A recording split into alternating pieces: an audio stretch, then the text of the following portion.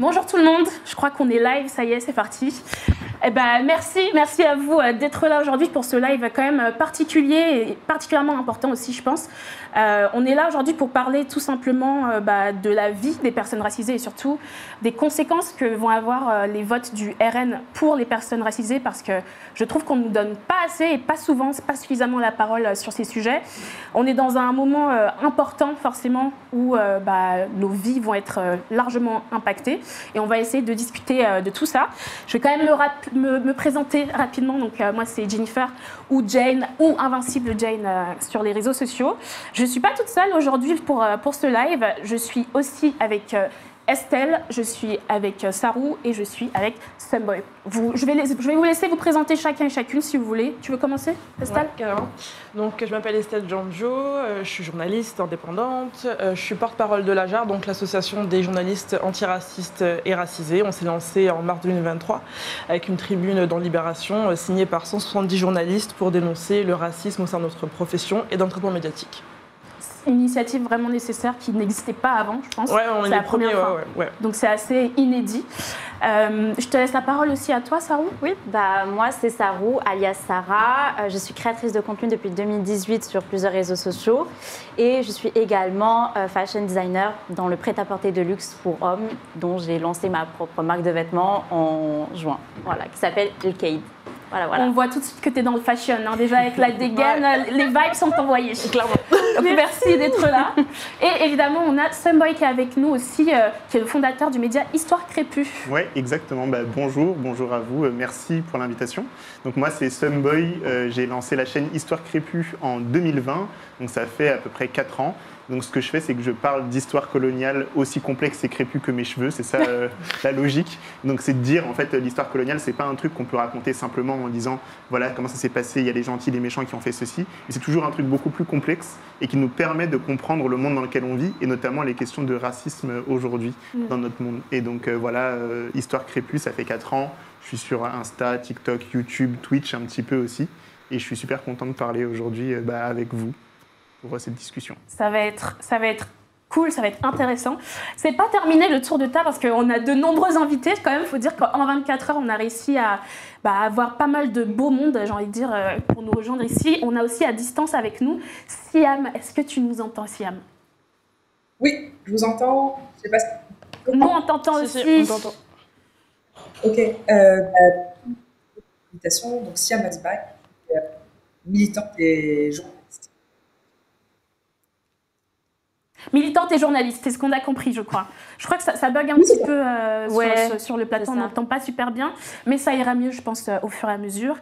On attend également une dernière personne, donc c'est Lorraine qui devait nous rejoindre sur place. Malheureusement, elle sera finalement en visio. Et Lorraine va venir avec nous plutôt en deuxième partie. Donc si ça vous va, Siam, tu restes avec nous sur une première partie du live, et puis sur la deuxième, on va enchaîner avec Lorraine qui sera à distance. Du coup, pour revenir donc sur le vif du sujet, c'est assez accablant, faut le dire. Moi, j'ai envie qu'on parle en fait du premier tour des élections là, parce que c'est pour ça qu'on est là. On est aussi là dans le cadre, je l'ai pas dit, mais du stream populaire. On est dans le cadre d'une collaboration avec Furax qui a fait une table ronde juste avant aussi. Et j'ai envie que vous me parliez un peu, vous, de vos retours, en fait, vis-à-vis de la campagne qui s'est déroulée là pour le premier tour. Il y a beaucoup de gens qui se sont mobilisés, beaucoup de personnes, vous en faites partie aussi, souvent, ont pris la parole sur les médias, dans les réseaux sociaux aussi. Comment est-ce que vous avez vécu, pas juste les résultats, mais finalement tout le process aussi des campagnes législatives là? Écoute, je vais répondre parce que tu me regardes Jennifer, mais intense déjà. Je pense que on s'y attendait vraiment pas. On a eu un espèce d'ascenseur émotionnel où en fait on pensait juste, entre guillemets, voter pour les élections européennes. Et on s'est retrouvé littéralement au pied du mur, emmené dans un processus électoral auquel on s'attendait pas. On ne voulait pas forcément. Enfin, quand je dis voulait pas forcément, c'est clairement quand on n'est pas dans le vent en poupe comme le RN. Mais hormis ça, non, ça a été surtout. Enfin, moi, je parle aussi en tant que journaliste, c'est surtout une campagne intense où en fait, en quelques semaines, en fait, tout va se jouer. Les rédactions sont totalement débordées. En fait, on a engagé plus de personnes parce que il faut faire couvrir plein de trucs. On a des contenus tous les jours. Tous les jours, il se passe quelque chose. Et la première semaine, ça a été un peu presque fun de voir Éric Ciotti s'enfermer à clé dans son bureau avec le mème de Valoche, Valérie Pécresse qui se soulève les manches et tout. Et puis après, c'est devenu de moins en moins drôle. Où en fait on se rend compte que avec le premier tour qu'en fait le RN a fait 34%, plus les alliés du coup, que malgré tous les efforts qu'ont essayé de faire donc les militants de l'opposition, ça n'a pas suffi. Enfin pas que ça n'a pas suffi, mais du moins il y a eu quand même énormément de choses, sauf que moi en tout cas la révélation un petit peu de tout ça, c'est de me rendre compte à quel point la fachosphère est présente sur TikTok, dans le sens où moi je suis sur TikTok mais de manière vraiment très récréative, et donc mon algorithme est fait pour moi. C'est-à-dire que c'est vraiment de l'humour à noire américaine, des chats et compagnie. Et en fait, quand tu bascules de l'autre côté, parce que là en ce moment je tombe sur pas mal de lives de la fachosphère, c'est effrayant. C'est effrayant et en fait j'ai l'impression qu'il y a eu cette espèce de remontada faite par les militants en fait, principalement du Front Populaire, pour essayer de reprendre les mêmes codes en fait, que la fachosphère s'est attribué depuis des mois et des années sur Bardella, sur Delogu, les nouveaux députés, Boyard, tout ça, pour essayer de créer en fait un événement. Clairement on target la cible jeune parce que pour les personnes qui sont un peu plus âgées c'est un peu déjà fait. On essaie d'influencer entre guillemets l'électorat qui peut potentiellement aller voter quoi.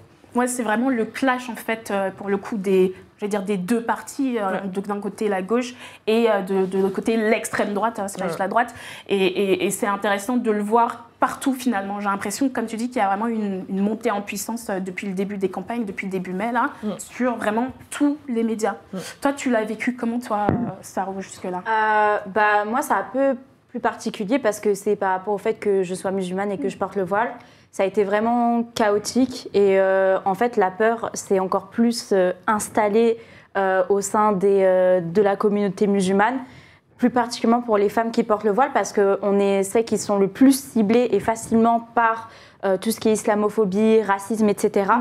Et en fait déjà bien avant que qu'on ait le résultat des votes, on avait déjà ce mouvement en fait islamophobe envers notre personne parce qu'on porte le voile. Depuis plusieurs années déjà. En fait, depuis plusieurs années déjà, mais en fait, on sent à chaque fois une mauvaise ambiance quand il y a des élections qui arrivent, mais tout le temps, à chaque fois. Et on en parlera, mais par rapport à la vidéo que j'avais montrée, cette dame m'accusait du fait que j'étais payée par la gauche pour en fait provoquer. Bien sûr. Voilà. Oui, c'est ton taf au quotidien d'ailleurs. Oui, bien sûr. Oui. Je suis super bien payée en plus. On est là pour ça, c'est les millions quoi, vraiment dans ta poche. C'est tout ce qu'on te souhaite en tout cas. L'argent, c'est sûr. Mais c'est quand même dingue de voir à quel point je trouve que les raisonnements racistes de manière générale, islamophobes, etc., sont déraisonnés. C'est-à-dire qu'ils ne fonctionnent pas avec la raison. Et ça se voit dans les arguments qu'ils ont, ça se voit dans tous les processus de prise de parole en fait, qu'ils font dans tous les médias. On reviendra sur ton expérience spécifique et tout en ce qui concerne l'islamophobie qui est présente et grandissante vraiment en France depuis plusieurs années. Et effectivement, là, encore plus pendant les campagnes, on le voit. J'aimerais vraiment qu'on puisse chacun et chacune parler aussi des expériences. Est-ce qu'on a vécu des choses? Est-ce qu'on a vu des choses en fait depuis la montée en tout cas la prise de parole grandissante de l'extrême droite dans ces espaces-là depuis le début des campagnes? Et je voulais te poser la même question à toi aussi. Comment ça s'est passé pour toi là, le premier tour? Alors moi, ça s'est passé par la surprise, comme tout le monde. Hein. Donc je m'étais dit, bon ok, on vote pour les européennes, c'est ce que tu disais. Et puis ensuite, législative anticipée, surprise, comme ça. Je regarde. En plus, moi j'étais en vacances. Alors le truc qu'il faut savoir, c'est que quand on crée des contenus, on est souvent en train de bosser non-stop, tout le temps. Et là, je m'étais dit, bon, je me prends un petit peu de vacances pour souffler, pour me reposer et pour revenir plus fort. Et là, encore une nouvelle charge de travail avec plein de lives, d'émissions, de trucs à monter. Enfin, on en parlera, tu vois, de collectifs à réfléchir ensemble, enfin d'actions militantes. Donc pour moi, ça a été surtout un moment où je me suis dit, tout le travail que je fais depuis 4 ans sur la chaîne Histoire Crépue, il doit servir à ce genre de moment Donc c'est-à-dire que le capital sympathie, parce qu'il y a plein de gens qui font différents types de contenus politiques. Moi, avec la chaîne, ce que j'essaie de faire, c'est quelque chose qui s'adresse à beaucoup de personnes différentes, de différentes communautés aussi, de personnes racisées, et avec un capital sympathie plutôt cool. Et je me disais, là, c'est le moment où ce capital sympathie peut servir à fédérer des gens, même si c'est pas ensuite, je donne pas des choses à faire, mais juste à dire, on peut faire un appel, se rassembler, et ensuite travailler ensemble. Donc j'ai un peu travaillé sur un truc qui s'appelle le Front antiraciste, mais j'en parlerai un petit peu après. Mais avant ça, je voulais dire autre chose sur ce que tu disais sur les réseaux sociaux, comment l'extrême droite investit ces espaces. Et on a souvent, beaucoup de gens ont l'impression que l'extrême droite investit TikTok, par exemple, récemment. Et je pense que ça, c'est une grosse erreur de penser que c'est un truc récent avec TikTok. C'est pas nouveau, ouais. En fait, ce qui se passe, c'est que on se rappelle de Alain Soral ou de Dieudonné, plein de choses qui se sont passées pendant des années sur YouTube avant, sur Facebook, sur plein de réseaux en fait. L'extrême droite a mis beaucoup de temps, même sur Twitch, à déployer en fait un discours et à installer leur discours sur le temps long en utilisant les seuls outils qui étaient à leur disposition, qui étaient les outils numériques, puisqu'ils ne sont quasiment pas représentés sur l'espace public. Et en fait, toutes les télés ne les représentaient pas à ce moment-là. Donc ils se sont tournés vers le privé, les Bolloré, etc., et vers les espaces numériques. Et ils ont investi ces espaces hyper massivement, ce qui fait que leur discours aujourd'hui, il est très facile à être compris, et ils rentrent très facilement, leur rhétorique, elle rentre très facilement chez les gens, parce que ça a infusé totalement les espaces numériques depuis plus de 10 ans, en fait. Et aujourd'hui, ça se manifeste sur TikTok parce que c'est le nouveau réseau qui monte. Mais en fait, si ça marche si bien sur TikTok, c'est parce que depuis des années, la rhétorique est installée. Et je pense que ça, c'est un gros problème à gauche, d'avoir été méprisant vis-à-vis des formes de production numérique et de ne pas les avoir investis. Et là, il y a une tentative de rattrapage hyper rapide sur TikTok en ce moment. Effectivement, comme je le disais, avec des députés, etc., Louis Boyard et tout, et qui font un super taf. Mais en fait, j'ai l'impression que ce qu'il faut faire, c'est investir ces espaces, et c'est ce qu'on fait tous et toutes ici, mais les investir concrètement et pas les regarder de haut, en fait. Et voilà. Et parce que sûrement, une des choses qui me fait peur si l'extrême droite arrive au pouvoir, c'est le truc de privatisation du service public, notamment de la télé, etc. Et si on perd déjà que pour les personnes racisées, on n'a pas vraiment accès à ces espaces, nos paroles ne sont pas entendues, ils ont encore peur de parler des sujets qui nous traitent, qui nous touchent. Mais si c'est l'extrême droite qui arrive au pouvoir, là on n'aura vraiment plus on sera plus du tout visible sur le service public et nos questions ne seront plus relayées. Et là, il va falloir vraiment qu'on bosse sur les espaces numériques. J'ai l'impression que c'est un des champs à creuser, quoi. Moi, je le vois beaucoup aussi, cet investissement dans l'espace numérique, parce que je travaille dans le jeu vidéo. On est sur la chaîne Afro-Gameuse, forcément. Donc là aussi, on a vu une montée en puissance, mais en même temps, une extrême droite sur laquelle on alerte depuis des années, encore une fois. Et moi, j'ai vraiment cette impression que, là, d'un seul coup, on voit le grand méchant loup arriver qui montre ses griffes et tout, alors que il était là depuis le début, en fait. Et c'est seulement maintenant que j'ai l'impression que la France est en train de se regarder vraiment un petit peu plus dans le miroir. Et juste pour revenir sur ce que tu disais, je vais te poser la même question à toi, Siam, sur la fatigue militante, parce que pareil, moi j'avais pas du tout prévu, en fait. Je pense qu'on avait tous un mois de juin, un mois de juillet, on avait prévu de faire d'autres choses, on voulait se reposer, et en fait on s'est retrouvés à finalement ne pas avoir le choix, en fait. J'ai l'impression qu'on ne m'a pas laissé le choix, même si je voulais me reposer. Là, je ne peux pas, en tout cas parce que je suis quelqu'un d'engagé, on est tous engagés ici, je ne voyais pas la possibilité de juste me reposer dans mon coin et juste laisser faire, parce que j'ai l'impression qu'on a chacun et chacune un rôle à jouer, en fait, finalement. Et si on a créé nos espaces sur les réseaux sociaux, en ligne, etc., comme tu dis, et je suis absolument d'accord avec ça, c'est pour des moments comme maintenant où on a besoin de prendre encore plus la parole, d'être encore plus visible et de faire entendre nos paroles, parce que il faut qu'on l'apprenne nous-mêmes, sinon les médias, etc., ils ne nous la donnent pas. Et du coup, là, en fait, on est aussi donc, à une période où... Il faut rappeler qu'on n'est pas aux élections présidentielles, on est sur les élections législatives. Mais c'est tout comme, vraiment, j'ai l'impression que c'est tout comme. Moi, j'ai jamais été aussi engagée politiquement que maintenant. C'est-à-dire que, évidemment, le travail qu'on fait avec Afro-Gameuse est largement politique, mais directement, en fait, aussi directement dans la politique, en fait, ça n'a jamais été le cas pour moi avant. Et donc, c'est intéressant de découvrir aussi que même là, on a aussi des pouvoirs d'agir, en fait. Et moi, une des choses qui m'ont marqué ces dernières semaines, c'est de voir passer sur les réseaux sociaux, alors évidemment l'élan de solidarité, l'élan d'engagement des gens en ligne qui fait vraiment, vraiment plaisir à voir, et ça c'est hyper cool. Mais de l'autre côté, on a aussi tous les extraits sur les réseaux, des témoignages, les vidéos de personnes qui ont subi en fait des violences racistes, islamophobes, homophobes, LGBT-phobes de manière générale, validistes, transphobes. Et en fait, ils se déchaînent déjà alors qu'ils ne sont même pas encore... Mais ils ont déjà gagné. Dans leur tête, ils ont déjà gagné en fait. Du coup, là, ils se lâchent en fait, tout simplement. J'ai l'impression que c'est maintenant qu'on est en train d'assister à un moment où les gens disent tout haut ce qu'ils pensaient tout bas. Exactement. Parce que les gens qui ont voté RN, c'est malheureusement des gens aussi de notre entourage plus ou moins proche, quoi. Et c'est ça qui fait peur aussi, parce que je ne sais pas si vous l'avez remarqué. Mais avec ces élections, j'ai pu en fait remarquer beaucoup de personnes que je côtoyais avant, qui faisaient partie de mon entourage, en fait tout simplement être du côté de l'extrême droite. Et c'est super flippant parce que j'ai des amis qui essayent de leur faire comprendre que ça va pas du tout. Et en fait, ils sont tellement influencés et les arguments qu'ils donnent sont basés des vidéos TikTok. Je ne sais pas si vous vous rendez compte de la puissance des vidéos TikTok que ça fait. C'est même pas CNews, c'est même pas la télé. Là, je parle vraiment des personnes jeunes parce que j'ai 23 ans. Donc, c'est plus des gens de ma tranche d'âge. Et en fait, c'est tout le temps l'argument vidéo TikTok. J'ai vu ça sur TikTok, j'ai vu ci sur TikTok. Et à chaque fois, ça sort cet argument-là pour dire non, mais tu sais, leur programme n'est pas si bien que ça. Tu sais, ils ont ça aussi dans le Rassemblement national, ils proposent ça, etc. Non, mais c'est pas si mal non plus.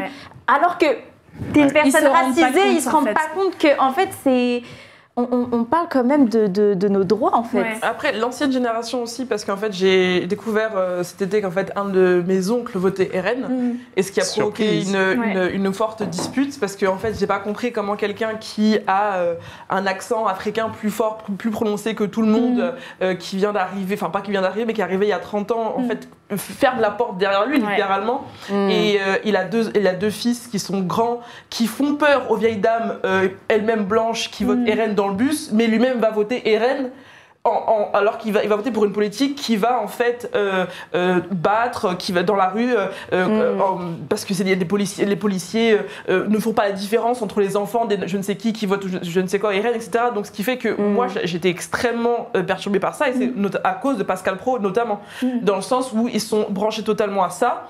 Et comme tu l'as très bien dit aussi, Someboy, ça vient de nombreuses vidéos YouTube, et ça dans les diasporas aussi, je tiens à le dire, africaines, ou voilà, je n'ai pas envie de stigmatiser des diasporas en particulier, mais on a tendance à s'envoyer beaucoup de choses complotistes, notamment sur les chaînes WhatsApp. Donc clairement, tu dis, mais c'est une longue histoire aussi, hein, du fait que c'est tout un truc, hein, c'est pas que... Je pas envie de stigmatiser nos tantines ou nos tontons, quoi que ce soit, mais c'est vrai que moi j'ai eu des conversations très dures avec mes parents, des oncles et tantes, où j'ai dit mais en fait ça, tu vois que c'est totalement faux. Ils sont pas en train de manifester en France contre l'Afrique ou je ne sais quoi. Non, c'est monté, ça se voit, c'est un deepfake. Et moi c'est toute une campagne où tu essaies de réinformer un petit peu. Parce que fake news. Fake news, mais en attendant, tu as d'autres médias traditionnels qui font pas le taf aussi. Et donc du coup, tu es en mode vas-y, je désespère, là c'est bon, ça sert à rien. Et donc tu as aussi ce vote-là aussi qui se nourrit de ça.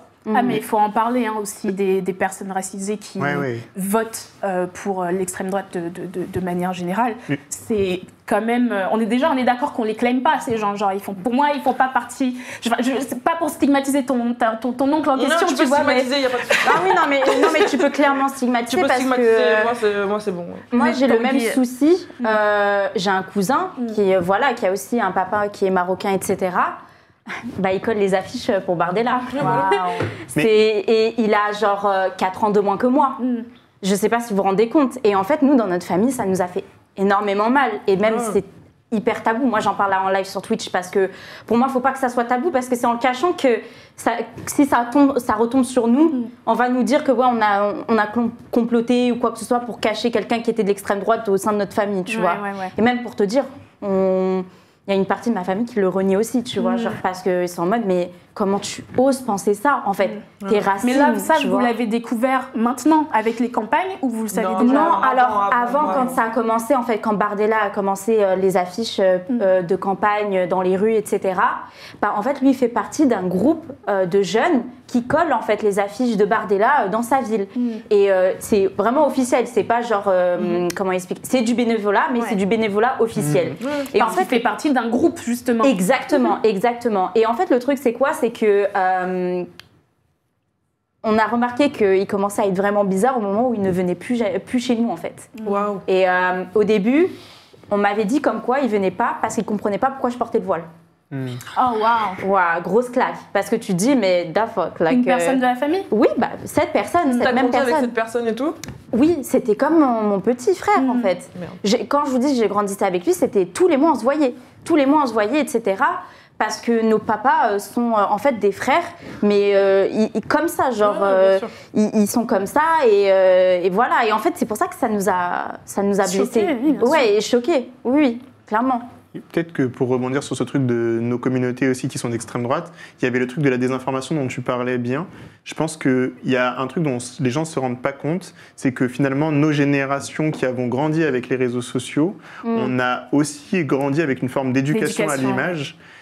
Et les générations d'au-dessus se sont beaucoup méfiées des réseaux sociaux et finalement n'ont pas beaucoup développé leur éducation à l'image. Et du coup, on se retrouve avec des générations de la cinquantaine, notamment dans les populations racisées, qui ont très peu d'éducation à l'image sur les réseaux sociaux et du coup, qui prennent tout au premier degré et qui peuvent être extrêmement influençables, surtout via WhatsApp. Et parce que la décontextualisation, elle est totale. Tu récupères le contenu et la personne ne t'a pas forcément contextualisé ce qu'il y a. Et du coup, c'est très dur de sourcer, de savoir même d'où la boucle est partie, etc. Alors que sur d'autres réseaux, ça va être plus simple. Et donc, je pense qu'il y a un travail d'éducation de nos communautés à faire, éducation à l'image, qui est essentiel parce que c'est vraiment... Enfin, c'est pas pour dire que les gens sont bêtes ou quoi, c'est juste que c'est quelque chose... Tu veux parler d'éducation numérique? D'éducation numérique et d'éducation à l'image dans le sens éducation à la source, à l'analyse d'image. Et ça, c'est quelque chose qui s'apprend forcément, c'est pas quelque chose sur lequel on... C'est pas inné, C'est pas inné, et surtout quand on n'a pas grandi avec ces outils. Donc c'est pas quelque chose que je dis de manière péjorative, mais c'est vraiment, je pense, important de le faire. Et la deuxième chose, pour la question de l'extrême droite, pour nos familles qui peuvent être d'extrême droite, je pense qu'il y a un point important à se dire, c'est que être racisé, ça ne veut pas dire être de gauche. Bien sûr. Et ça, c'est fondamental. Et en France, la gauche l'a souvent oublié. Et nous aussi, on a parfois on l'oublie aussi. Mais en France, c'est vrai que c'est la gauche qui se soucie principalement des problématiques des personnes racisées. Mais souvent, les personnes en question vivent sur différents espaces, peuvent être dans des logiques totalement conservatrices dans les pays d'origine et être plus proche de la gauche dans le contexte français. Mais ça, c'est aussi un truc à prendre en compte, c'est qu'on est parfois éclaté entre plusieurs espaces politiques. Et ensuite, il y a des personnes qui, effectivement, ont grandi en France, sont nées de familles personnes racisées et qui, parfois, dans des soucis d'intégration ou tout simplement parce qu'ils ne comprennent pas forcément vraiment cette histoire. Enfin, il y a un manque de compréhension de l'histoire qui les a amenés jusqu'ici et qui fait qu'ils vont se reconnaître dans les politiques ou les propositions de l'extrême droite. Exactement. Et ça, en fait, c'est un travail aussi... Moi, je pense qu'il faut faire très attention. Mais parce que l'extrême droite fait de la désinformation aussi en même temps. Quoi. Mais aussi parce que nous n'avons pas fait le travail d'éducation. Et je pense qu'il faut faire attention à ne pas prendre les gens pour des débiles, mais plutôt se dire, remettons-nous en question, qu'est-ce qu'on peut faire pour faire passer les idées qu'on défend.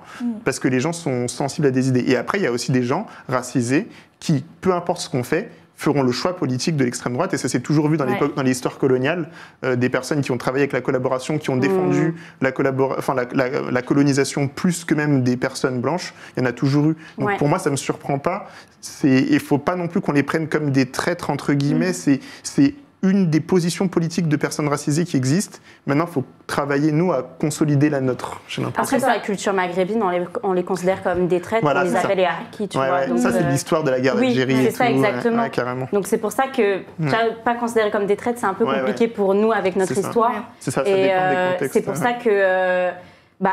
en fait, ça s'accumule aussi de générations. On penserait que c'était l'époque de nos grands-parents, etc. Mais tu as aussi encore des parents, des enfants aussi, qui pensent en fait comme des traîtres. Carrément. Je vois que tu voulais réagir, Siam. Est-ce que ça va mieux au niveau du son? Je sais pas, je teste. C'est mieux. Parfait. Ouais, super. Cool. je ne vais pas revenir sur ce que je voulais dire tout à l'heure, mais juste peut-être 2 points qui me semblent importants.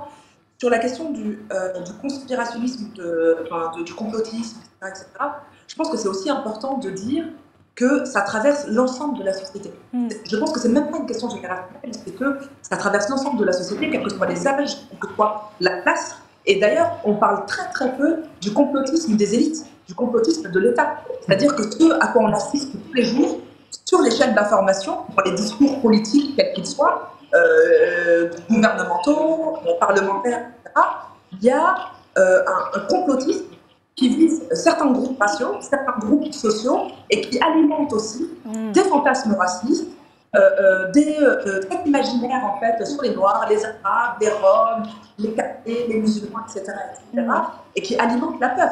Tu veux dire que c'est vraiment organisé? Disons, oui, c'est pas organisé dans le sens où c'est pas une réunion, genre. Ça m'étonnerait pas, en même temps. Oui, je pense. Ce que je veux dire, et qui rejoint moi, ce point, c'est que pour le complotisme, voilà, il y a un travail de manière générale à faire. Et le deuxième point, c'est qu'au-delà d'une organisation prévue avec des rendez-vous, etc., quand on parle de racisme, on parle d'un système d'oppression et de domination qui structure la société et qui est hérité, qui a été construit par l'histoire esclavagiste et coloniale de ce pays et de manière générale des États européens. Et ça, c'est pas quelque chose qui touche uniquement une partie de la population ou uniquement certains secteurs. C'est partout. Ça imbibe et ça c'est distillé dans l'ensemble de la société. Et c'est aussi comme ça qu'il faut comprendre le vote RN. Le vote RN ou le Rassemblement national de manière générale, c'est pas genre un ovni, c'est pas une rupture, c'est pas quelque chose qui est en dehors de la société française. C'est un produit de l'État français et de l'histoire française. De son histoire. C'est une des modalités d'expression du racisme en France. Et en fait, il y a plein de modalités d'expression du racisme en France. Le vote RN est une de ces modalités. Mais quand on parle d'un racisme qui structure la société, c'est-à-dire que les thèses racistes, tout ce qui est tous les discours autour de la sécurité, des frontières, de la nation, de la méritocratie, etc., et ben, ça traverse tout le monde, blanc et non blanc. Et il y a quelque chose qui se produit qui est une forme d'intégration, qu'on le veuille ou non, de ces discours-là. Et qui vont toucher l'ensemble de la société, en fait. Après, il va y avoir différentes formes de résistance ou d'acceptation ou de rejet de ces discours-là, mais en tout cas, c'est ce qui est le plus disponible dans la société française. Par exemple, sur la question des frontières, ou sur la question de la méritocratie, parce que c'est aussi lié à ça, sur la question de ce qu'on mérite ou pas, ce à quoi on a droit ou pas, en termes de services publics, en termes de ressources, etc., et ben, ces discours-là, ils imbibent l'ensemble des discours politiques et médiatiques, que ce soit sur les réseaux sociaux ou à la télévision. Et donc forcément, chaque personne dans la société française y est confrontée et va d'une manière ou d'une autre les réceptionner et les traiter. C'est pour ça aussi qu'il y a des non-blancs qui adhèrent en fait, finalement à ce type de discours, et pour lesquels il y a quelque chose qui se joue, qui est de l'ordre de la dissonance cognitive. Ce que tu disais tout à l'heure. On ferme la porte en fait. On a besoin, on veut protéger notre position. On se sent fragile dans cette société par rapport à notre position, par rapport à ce qu'on est, par rapport à ce qu'on pense mériter, etc. Et on estime que la meilleure manière de protéger ça, la meilleure manière de bénéficier de ressources qui sont de plus en plus, que les politiques néolibérales réduisent finalement, et autour desquelles on nous met en concurrence, la seule manière d'y bénéficier, c'est de faire en sorte qu'on soit le moins possible à y bénéficier, et c'est de faire en sorte qu'il y ait certaines catégories en fait, de la population qui puissent en bénéficier et d'autres non. Voilà, c'est tout ça qui est en jeu, et c'est pour ça que pour moi c'est important, je dis juste ça, c'est bien sûr qu'il faut s'attaquer au vote RN, bien sûr qu'il faut s'attaquer au Front National, bien sûr que de manière générale, combattre l'extrême droite, mais il faut aussi prendre la mesure de la manière dont les discours, en fait, le projet politique qui est porté par l'extrême droite dépasse la séquence électorale, il dépasse l'extrême droite. Il y a une hégémonie en fait de ces discours-là, une hégémonie raciste, une hégémonie de la suprématie blanche, une hégémonie des thèses de l'extrême droite qui traverse l'ensemble de la société. Oui, et puis... Après, peut-être pour rebondir sur ce que Siam dit, parce qu'effectivement, elle a raison de bien spécifier, c'est important de le redire. En fait, le complotisme, ça touche effectivement toutes les couches de la société et ça transcende effectivement les races sociales dont on parlait. Mais ce que je veux dire, c'est que j'ai employé le terme tout à l'heure de dissonance cognitive, parce qu'on est à la limite de ça, parce que le premier réflexe de parler de nos tontons et de nos tatas sur les boucles WhatsApp qui croient en fait à ces choses qui du coup créent une méfiance aussi en eux, c'est qu'en fait ça joue aussi contre eux, c'est-à-dire qu'il y a une conséquence réelle sur leur vote ensuite au Rassemblement National, contrairement à une personne blanche en France. Et c'est pour ça qu'en fait là je pensais aussi à par exemple... Tu as parlé d'Arki, on peut aussi parler de Blaise Diagne en termes d'histoire. On peut parler aussi, désolé, le parallèle de Tanguy David, mais dans le sens où en fait toutes ces personnes-là n'ont pas été récompensées pour cette fidélité à un esprit de la République en fait qu'ils défendaient aussi. Donc c'est aussi ça qui fait qu'à un moment tu te dis, mais c'est pour ça qu'on est un peu, je pense, énervé, enfin on comprend pas en fait leur choix, des trucs comme ça, mais tu te dis mais malgré tout tu resteras une personne noire. Et le reportage de BFM TV l'a bien montré quand ils sont partis pour une fois, ils ont fait du reportage. Ils ont suivi effectivement les militants RN qui allaient, donc qui refusaient de donner à manger à des personnes sans abri à Paris qui n'étaient pas blanches. Et en parlant, ils ont continué en parlant de Tanguy David en disant qu'en fait, quand il parle, ça fait bizarre, alors que le mec était totalement. Il a commenccommencé à Reconquête, il me semble, chez Éric Zemmour. Comme mon cousin, il a commencé chez Reconquête, il a été déçu, il est allé maintenant au RN. Et c'est la même chose. Et pour le coup, il y a ce côté où moi, j'ai rencontré une fois en manif. Et je sais que j'avais échangé mon numéro de téléphone avec lui parce que ça m'intriguait énormément, tu vois. Et en fait, tu vois, il m'a répondu avec un pouce blanc. Waouh. We don't claim him. Tu vois, donc en fait, c'est pour ça que je dis dissonance cognitive, c'est-à-dire que la colonisation a jamais aussi bien marché. Je veux dire, le brainwashing, tout le brainwashing, néo-républicain aussi, du dire qu'on est aussi des enfants de la République, de tout ça aussi, ça rentre aussi dans la tête des jeunes qui pensent que, en fait, on est aussi des mauvaises personnes issues de l'immigration. C'est ça. En fait, il y a aussi ce côté, comme disait Siam, c'est-à-dire qu'il y a le discours, ça prend chez tellement de personnes aussi, et de le déconstruire, c'est aussi notre rôle, quoi. Mais je peux... J'interviens juste là-dessus, je trouve que ça consiste aussi, en fait ça participe à banaliser le fait que les personnes racisées sont des personnes normales, lambda de toute façon. C'est-à-dire que déjà, c'est pas nos tatas et nos tantines, nos tontons qui représentent la majorité des votes RN, c'est pas eux, finalement, le danger, le danger il est tellement plus grand et plus énorme que ça, et savoir qu'il y a des personnes racisées qui votent ça prouve aussi que on est là et on veut être normalisé en fait. Donc si vous rencontrez des noirs méchants, c'est normal. Si vous rencontrez des noirs eux-mêmes qui sont racistes, etc., ou des arabes qui sont islamophobes, des musulmans qui sont islamophobes, et c'est la même chose en fait. Ce sont des personnes dans la vie normale de tous les jours, simplement qui ont effectivement basculé ou alors parfois qui ont été éduqués aussi là-dedans, parce que ça existe aussi. Et un des commentaires que moi j'ai pu voir, parce qu'on parlait de TikTok assez souvent aussi, c'était non mais MDR, de quoi vous avez peur si vous êtes français, de toute façon vous allez rester en France. Et donc ça montre bien aussi à quel point les personnes qui sont sur TikTok et qui suivent l'actualité de Bardella et compagnie sur ce réseau social-là ne sont pas suffisamment informés en fait sur l'impact et à quel point ils sont désinformés de manière générale. Je te laisse juste rebondir là-dessus et après on va passer à la suite. J'ai envie qu'on parle aussi finalement des craintes spécifiques vis-à-vis du RN qu'on a. J'allais dire que par rapport à ce que tu disais et ce que Siam disait sur la question de racisme, en fait, qui est une longue histoire. Il faut savoir, comme tu disais, Blaise Diagne, il y a plein de personnes noires, par exemple, ou d'origine d'Afrique du Nord ou d'Asie du Sud-Est qui ont été colonisées, qui ont collaboré avec la colonisation. Et ça, en fait, moi, ce que j'essaye de faire avec le travail d'Histoire Crépue, c'est pour ça que je vous disais tout à l'heure, Histoire Crépue, aussi complexe et crépue que mes cheveux. Genre, il n'y a pas de bien ou de mal, mais c'est des trajectoires politiques et c'est des choix politiques que les personnes font. Et du coup, nous, on est dans un choix politique qui est anticolonialiste, antiraciste. Mais il y a des gens qui vont faire un autre choix politique qui va être raciste, collaboration avec la colonisation. C'est pas forcément parce qu'ils n'ont pas compris le système, c'est parce qu'ils ont fait un choix politique à un moment donné. Alors, il peut être et qui peut leur bénéficier. Ouais, voilà, et qui peut leur bénéficier. Et il peut être appuyé sur la désinformation parce qu'ils connaissent pas bien l'histoire.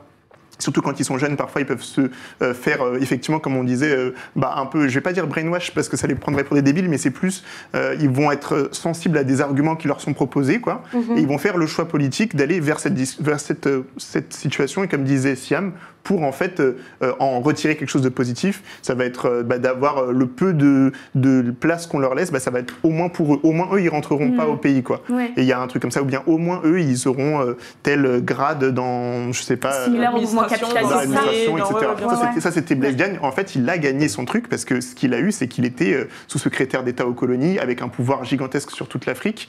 Et ça, peut-être que les Noirs en général n'ont pas bénéficié de son action, mais lui, il a bénéficié. Donc dans sa logique, il y avait un truc, quoi. Et je veux dire, cette position, elle continue à exister.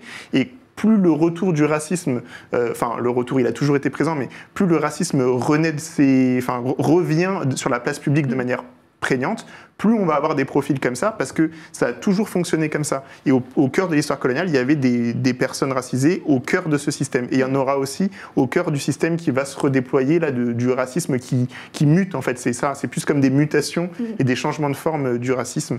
Et donc, j'ai l'impression qu'il faut qu'on le prenne en compte pour, justement, construire des contre-argumentaires et construire des contre-propositions.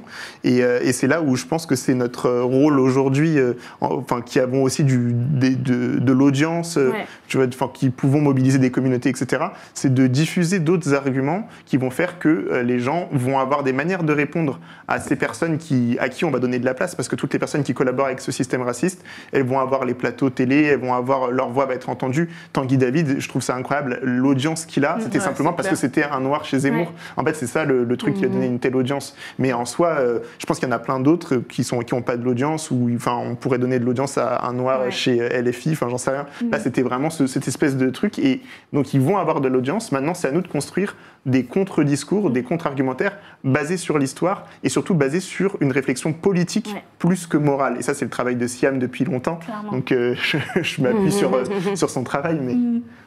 Mais c'est ça, en fait, pouvoir proposer un discours qui sort aussi de la rhétorique de la peur, parce que le RN se base énormément sur la peur. La gauche aussi, finalement, aussi se base beaucoup sur la peur pour nous faire voter contre le RN. Et on reviendra là-dessus. Moi, j'aimerais qu'on parle justement des conséquences spécifiques, qui finalement, c'est le type de cette discussion. C'est finalement, qu'est-ce que ça va donner concrètement, les mesures du RN au niveau des législatives? Ça va donner quoi dans la vie quotidienne des personnes racisées de manière générale? Je sais que j'ai envie qu'on passe la vidéo que tu nous as envoyée, Sarah. Est-ce qu'en régie, on pourra la diffuser? Ça pourrait peut-être être le point de départ de cette discussion-là. Oui, bien sûr. Est-ce que tu veux commencer à nous en parler déjà? J'attends que... quand la vidéo va se mettre, je vais plus détailler le contexte. Ouais. Mais c'était quand même assez choquant de vivre ça. C'est un truc qui t'est arrivé à toi? Oui, c'est moi qui parle. C'est moi, vous voyez, je bouge ma jambe parce que, en fait, tout mon... Je l'ai vu, j'ai peur.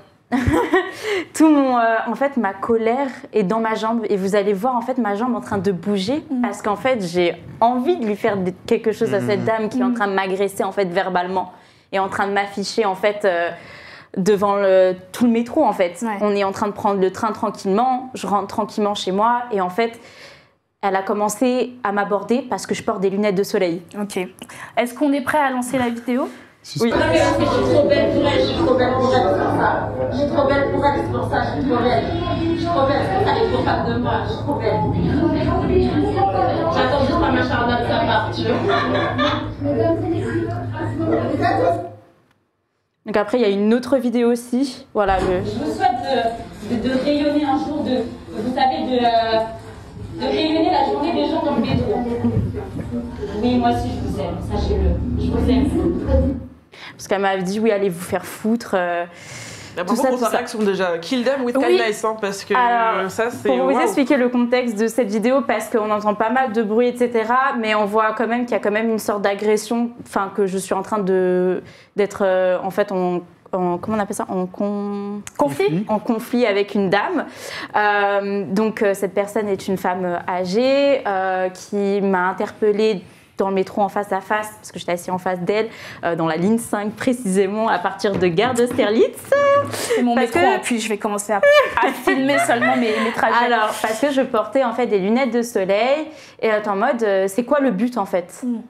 Je dis, comment ça? On dit, vous pouvez pas retirer vos lunettes de soleil? Je dis, il y a du soleil, je dis, c'est quoi le problème là? Et elle dit, non mais habillé comme ça là, vous prenez pour qui? Je dis pardon. Je dis mais ça va pas. J'ai dit non mais c'est quoi votre problème? Je garde mes lunettes de soleil si j'ai envie déjà. C'est quoi votre problème? De quoi je me mêle, en fait. De quoi je me mêle? Et elle a dit ouais vous êtes payé par la gauche vous? Je dis mais comment ça payé par la gauche? Alors qu'en fait en plus à cette époque-là, la politique et tout, c'était pas du tout quelque chose. La vidéo que c'était il y a 2 ans. C'était 2 ans. Il y a 2 ans, je sais plus il y avait quoi comme élection il y a 2 ans. 2022 c'est les présidentielles. Ouais. Oui bah voilà, présidentielle, bah voilà, c'était ça. Élection qui En fait, c'était à une période des élections. Je sais plus si c'était législative présidentielle, mais c'était présidentielle. Donc, elle est là en mode oui, vous êtes une menteuse, vous êtes payée par la gauche pour, en fait, tout simplement choquer les gens, etc. Elle commence à crier, à dire faites attention à eux, ils payent des gens comme elle pour faire leur propagande, faites attention. Elle commence à m'afficher. Et là, je dis mais vous jouez à quoi et tout. Et là, en fait, il y a des personnes qui sont venues me défendre. Plein de gens qui sont venus me défendre dans le wagon en mode mais vous prenez pour qui? Et on va appeler la police parce qu'on vous a entendu l'insulter, lui dire va te faire foutre. Je vous déteste, etc. Et on lui a en fait demandé de sortir du wagon, mais d'absolument sortir du wagon. Tout le monde lui a dit sortez du wagon. Pour une fois que les gens step up. Oui, là, franchement, mais c'est pour ça que vous entendez que je suis totalement en train de rigoler et que je suis totalement à l'aise. T'es détendue parce que t'es soutenue. Parce que en fait, j'étais totalement soutenue par tout le wagon. Il y avait une dame et tout qui était en train de faire sa sieste à côté. Elle l'entend crier, elle dit hey, tu me déranges en train de faire ma sieste, dégage de là. Et ça m'a fait rire. J'étais en mode mais c'est vraiment un sketch. Il y avait même une personne qui parlait pas français et qui parlait en arabe, qui commençait à lui dire aussi de partir. En fait, il y avait vraiment toute une diversité, une solidarité de plein de personnes qui sont venues me défendre en fait, pendant qu'en fait j'étais en train de me faire agresser verbalement par cette dame. Elle était en train de crier, elle a dit oui vous faites tous manipuler et tout. Et on lui a dit allez sors. Oh, oust, on veut pas d'islamophobes dans ce wagon-là, oust. Et elle est partie, et en pleurant, en chouinant, en mode je me sens agressée, etc. Il a dit bah appelez la police. C'est toujours ça, la position de se remettre en victime, alors que c'est elle-même qui a été problématique. Quoi. En fait, c'est ça, exactement. Et c'est surtout des accusations comme ça. Et en fait, il faut savoir quelque chose, c'est que très souvent, nous, les femmes qui portons le voile, on s'est très souvent agressées quand on est seul et quand on n'est pas accompagné, enfin quand on n'est pas du tout accompagné et très souvent je dirais que quand on est petite de taille c'est plus facile de nous mâchouiller en fait. Et ils se permettent beaucoup de choses. Il y a très souvent, moi dans la rue à chaque fois après j'ai un style vestimentaire assez atypique qui fait que ça attire beaucoup l'œil. Il y a des personnes qui me regardent très positivement, on le voit avec un sourire, etc. D'autres c'est de la curiosité et d'autres c'est vraiment très malsain. On le voit vraiment par le regard, très méchant, très oh c'est quoi ça. Il y a des personnes qui pensaient que j'étais toute seule mais que j'étais accompagnée soit de mes frères ou de ma petite sœur ou autre et qui m'ont en fait j'appelle ça quand même une agression verbale parce que tu viens me regarder et me dire ah mais c'est quoi ça. Comme si j'étais un monstre, donc j'appelle ça quand même une agression. Bah, c'est une agression. C'est ça. C'est une agression. Et il y en a une qui avait fait ça. Ah, mais c'est quoi ça? Elle pensait que j'étais toute seule.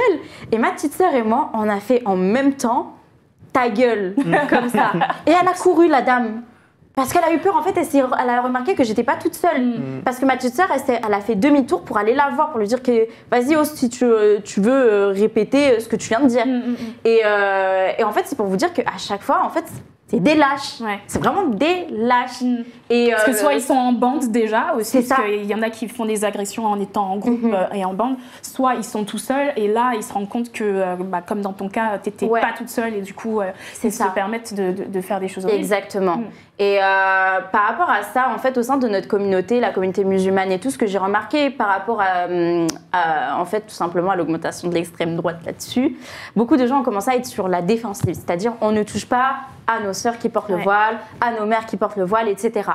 C'est mignon de dire on ne nous touche pas, mais est-ce que vous vous rendez compte que quand on va juste aller chercher notre pain à la boulangerie, on se fait agresser aussi verbalement. J'ai une fille que je connais, Assa Rabiane, qui a été agressée verbalement en allant chercher à 7h du matin son pain. Et le mec il disait ah non je peux pas, non arrêtez, pourquoi vous faites ça, c'est la vidéo, on s'en souvient. C'est la fameuse vidéo qui a fait énormément de buzz sur Twitter. Et dont l'autre là, comment il s'appelle là, le Harki là. Comment il s'appelle? Je peux pas t'aider. Jean Messia. Ah oui, qui a dit voilà, félicitations à ce monsieur qui a dit tout ce que les Français pensent tout bas, blablabla, et que bien évidemment, Assia Rabiane n'a pas hésité à poursuivre en justice Jean Messia pour en fait pour attisation à la haine, en fait, tout simplement raciste et islamophobe. Qui est le bon comportement à faire, parce qu'en fait, on a tendance aussi, malheureusement, souvent, et surtout en ligne, à laisser passer les agressions. Exactement. En ligne, on rappelle qu'il y a toujours la possibilité de bloquer, signaler, même si on connaît Twitter, on connaît les réseaux et ils ne vont pas toujours dans notre sens, mais c'est important de le faire et surtout d'aller encore plus loin, signaler sur Pharos, la plateforme Pharos qui existe aussi pour ça. Et comme tu dis, en fait, je trouve que ton témoignage et celui de la personne qui s'est fait agresser en allant chercher son pain, il est vraiment parlant parce que tu as été agressée dans le métro. Elle a été agressée en étant dans le train. Il y a des personnes qui ont été agressées en se baladant juste dans la rue aussi. Moi, je suis tombée juste aujourd'hui sur un post Insta où on voyait une personne à qui on avait distribué des tracts racistes. C'était des tracts qui disaient « Monsieur le maire, non au black dans notre ville ». C'était à Chatou, voilà. bien sûr. Je ne sais même pas où c'est Chatou. Si, Chatou, c'est dans, je vais pas dire c'est dans les Yvelines, on est d'accord. Dites-moi si je me trompe, mais c'est dans les Yvelines. En fait, c'est RER-A pour ceux qui ne connaissent pas, et c'est une banlieue qui est assez, on va dire, chic, et en fait, tout le tract consistait à dire, écoutez, on est venu ici pour pas avoir de black, donc on n'en veut pas, etc., etc. Et pour le coup, c'est bon. Je te laisse continuer, Jennifer, mais c'est assez violent, effectivement, comme c'est négrophobe déjà pour commencer. Est-ce que personnellement, vous avez vécu en fait des agressions racistes récemment depuis la montée en puissance de l'extrême droite? Je sais que sur les réseaux sociaux, par exemple, moi, ça a été mon cas. Toi, tu es hyper présent aussi sur Instagram notamment. Est-ce que ça t'est arrivé? Est-ce que ça t'arrive de manière générale déjà? En fait, moi, ça m'est déjà arrivé plein de fois dans ma vie personnelle. Hors des espaces numériques. Mais là, depuis la montée du RN, on va dire depuis les élections, j'en ai pas fait l'expérience. Mais par contre, en ligne, là, c'est permanent. Et en fait, le truc, c'est que tu me dis ça et je me rends compte que je calcule même plus, en fait. C'est-à-dire que c'est tellement quotidien et permanent que je fais plus attention. J'ai l'impression plutôt de voir une sorte de message type ou des messages types, parce que souvent, les personnes ont des argumentaires ou des phrases un peu toutes faites, genre retourne en Afrique ou retourne chez toi. C'est ou des bots aussi pour certains, faut dire. C'est des bots aussi. Ça, il y a des bots, il y a des gens qui se motivent et qui écrivent parfois des longs trucs et tout, mais je les lis et du coup, je sais, ce qui est fascinant, c'est que j'ai l'habitude de voir les commentaires racistes et les insultes et tout, et donc je vois que ça va pas forcément très loin, et je vois aussi les mécanismes et les réflexes qu'ils utilisent pour répondre ou pour essayer ce qu'ils pensent être un clash, des choses comme ça. Et parfois, c'est rare qu'il y ait des arguments où vraiment je me dis « Ah, là, la personne a réfléchi et il y a vraiment quelque chose dedans. » Mais sinon, en général... Il y a une discussion à avoir. Il y a une discussion ou bien même il y a une réponse à proposer. Et souvent, moi, je vais plutôt me servir des attaques pour me dire « Ok, dans mes prochaines vidéos, je vais intégrer le fait que je sais que les gens vont répondre ça. Donc, dans ma vidéo, il y aura quelque chose qui désamorce déjà ce truc. Donc, moi, je le prends de manière un peu constructive. Et ça, c'est mon caractère, on va dire. Mais c'est très lourd à porter en vrai. Et je pense qu'avec le temps, je me suis habitué. Mais en vrai, il y a un travail psy après à faire. Parce qu'en fait, on porte énormément de trucs. Et on se dit, bon, pour la cause, il y a un truc un peu sacrificiel. Genre, pour la cause, il faut le faire. Donc, on peut absorber plein d'attaques sans... Enfin, on se focus pas sur ça, en fait, sans les prendre en compte. Mais en fait, je pense que sur le temps long, ça va avoir un impact. Et là, c'est vrai que ça a augmenté depuis les élections. Mais je sais pas, moi, je me dis, la meilleure réponse, c'est créer du contre-discours. C'est ça. Et du coup, Siam, toi, justement, sur les conséquences, en fait, j'imagine que la plupart d'entre nous ici, peut-être pas non plus sur le chat, avons un peu regardé le programme du RN pour voir globalement ce qu'il propose. Est-ce qu'aujourd'hui, vous identifiez des mesures qui vont réellement impacter les vies, évidemment, des citoyens de tous les jours, mais plus en particulier encore des personnes racisées? Est-ce que toi, c'est quelque chose que tu as identifié, Siam? Mais, en fait, toutes les mesures du Rassemblement national ont impacté une large partie de la population. Et je pense que c'est important de dire que ça ne va pas forcément... Enfin, on s'imagine, il y a beaucoup de gens qui disent que ça va créer comme une sorte de rupture totale, etc. En fait, non. Ça va être une accélération, un renforcement de dispositifs en fait, extrêmement violents extrêmement répressif, extrêmement discriminatoire et arbitraire qui existe déjà. Oui. Moi, je pense que le Front National au pouvoir n'aurait même pas besoin de changer complètement le dispositif juridique, législatif, politique, médiatique, etc. et tout pour gouverner, parce qu'en état, il peut utiliser de nombreuses dispositions pour mener à bien sa politique. C'est ça la réalité. Et on vit dans une société dans laquelle, en fait, ce type de dispositif, ce type de la répression, la discrimination, l'arbitraire, les violences d'État, etc., sont déjà monnaie courante et ont connu une forme d'accélération, de renforcement, déjà avec le macronisme, déjà avec les 7 années de Macron et sa violence constante contre les pauvres, contre les quartiers, contre les non-blancs, contre les anciennes colonies départementalisées, contre les musulmans, contre les syndicalistes, contre les écologistes, contre les réfugiés, etc. etc. Bon. Donc tout ça existe déjà. Et en fait, le Front National au pouvoir, c'est le renforcement, l'intensification vraiment massive de tous ces dispositifs. Ça, c'est la première chose. On peut donner l'exemple, par exemple, des lois qui visent on parle d'islam radical, mais en fait, ce qu'ils disaient, c'est les musulmans. Il y a quelques années, c'était le voile à l'école qui était interdit, et puis on a commencé à élargir en fait tout le domaine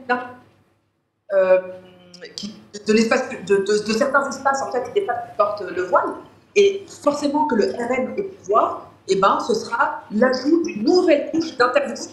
Par exemple, ce serait pas du. Alors eux, ils parlent d'interdiction du voile dans l'espace public. Je ne sais pas si ça va jouer tout de suite, mais je pense que l'une des premières mesures, par exemple, ce sera l'interdiction du voile à l'université. Ouais. Il y a en fait tout ce qui était déjà existant. Ça va venir crescendo. Dans le débat public, qui va être remis sur le devant de la scène et qui, cette fois, va pouvoir passer. Voilà. C'était la même chose pour la question des réfugiés, des exilés, etc. Il va y avoir une intensification en fait de la guerre aux frontières et de la guerre aux exilés qui va causer davantage et davantage de morts. Et puis il y a cet exemple de Meloni et du gouvernement d'extrême droite en Italie qui a dû faire face à certaines contradictions en fait. Enfin, c'est pas des contradictions, à certaines nécessités de rendre compatible à la fois un programme raciste de fermeture totale des frontières et le programme néolibéral de besoin d'une main-d'œuvre étrangère appelée par le patronat pour occuper les postes les plus pénibles, les plus précaires, les moins bien payés, les plus précaires, etc. Et donc, dans le même mouvement, en Italie, on a fait venir, on a voté des dispositions pour faire venir, sous l'impulsion du patronat, pour faire venir davantage de travailleurs étrangers. Et en même temps, on a adopté des partenariats avec des pays comme la Tunisie pour renforcer les violences aux frontières et renforcer en fait vraiment renforcer l'Europe forteresse et empêcher, quitte à les violenter et quitte à les tuer ou à accepter leur mort en tout cas, les exilés qui viennent d'Afrique. Et à côté de ça, moi je pense qu'il y a deux autres choses qui sont évidentes. À chaque fois que l'extrême droite arrive au pouvoir, dans tous les pays, il y a ça correspond en fait à une facilitation de la violence. C'est-à-dire qu'il y a des gens qui vont se sentir suffisamment protégés, suffisamment puissants pour aller mener des expéditions racistes dans tel ou tel quartier, contre telle ou telle population, contre tel ou tel lieu, etc. Les agressions racistes, elles existent déjà, c'est pas quelque chose de nouveau. C'est-à-dire que la France, et notamment la Ve République, a une longue histoire de crimes racistes qui ont émaillé en fait ce quotidien, mais il y a des périodes durant lesquelles ça revient en face, et très certainement que le Rassemblement national au pouvoir, ça réouvrira les vagues. Et la deuxième chose, c'est la police. Ouais. Ce sont les forces de l'ordre. C'est-à-dire qu'on parle d'un corps, d'une profession en fait, dont la fonction même déjà, c'est-à-dire la fonction même, quelle que soit la société, c'est de protéger les dominants et l'ordre établi, et de viser ceux qui sont désignés comme des parasites, des dangers, des menaces, etc. C'est-à-dire les non-blancs, en tout cas ceux qui subissent des processus de racialisation, et les plus pauvres, les classes populaires. Donc ça, c'est la donnée de base. Dans la société française, on sait très bien qui ça vise. les quartiers populaires, les habitants des quartiers populaires, les Arabes, les Noirs, les Roms, très massivement, les pauvres, les personnes, les réfugiés, évidemment, les réfugiés, les personnes qui souffrent de troubles mentaux, etc. Et tout, voilà, ça, ce sont les cibles premières. Ça, c'est la première donnée. Et la deuxième, c'est le fait que la majorité des forces de l'ordre, la majorité des policiers votent Front National. Donc, une police pour laquelle on a déjà légitimé des violences contre une partie de la population et qui va en plus être, dont l'action en fait va en plus être facilitée par l'extrême droite au pouvoir, ça donnera forcément lieu à une explosion de violences visant toujours les personnes dans la société. Ouais, donc le renforcement non seulement des mesures qui existent déjà, mais en plus, tout simplement, la population raciste, islamophobe, etc., qui va se sentir pousser des ailes pour aller faire du mal, en fait, autour d'eux. Donc ça, c'est extrêmement problématique. Et ma prochaine question pour vous, c'est justement vis-à-vis de ces mesures-là.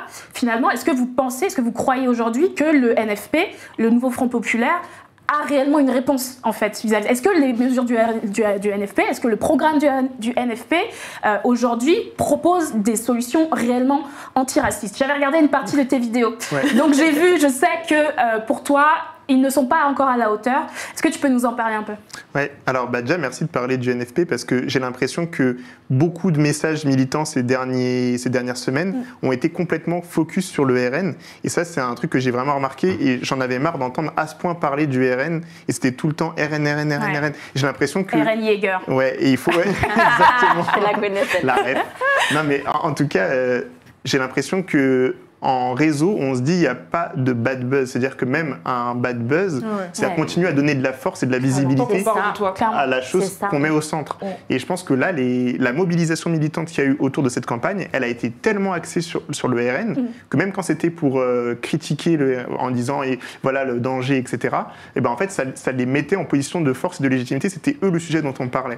Alors du coup, moi, ce que j'ai voulu faire dans mes vidéos et en général dans mes prises de parole, c'était parler plutôt soit des personnes racisées, de nos réflexions, de nos réactions par rapport à tout ça, c'est ce qu'on a un peu fait, ou alors de parler du NFP, même si c'est pour le critiquer, ça peut être de la critique constructive, ça peut être, au moins c'est le NFP qui serait au centre du sujet dont on parle. Et je pense que ça, c'est important à se dire, ok, c'est quoi qu'on met au centre de nos... Et c'est aussi un combat médiatique en fait, et un combat politique de faire ça.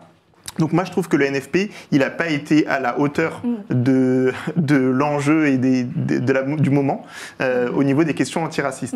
Pourquoi ? Parce que en fait, à chaque fois que le RN prend de la puissance, l'argument principal qui est utilisé pour dire attention le RN arrive, c'est de dire attention le RN est raciste.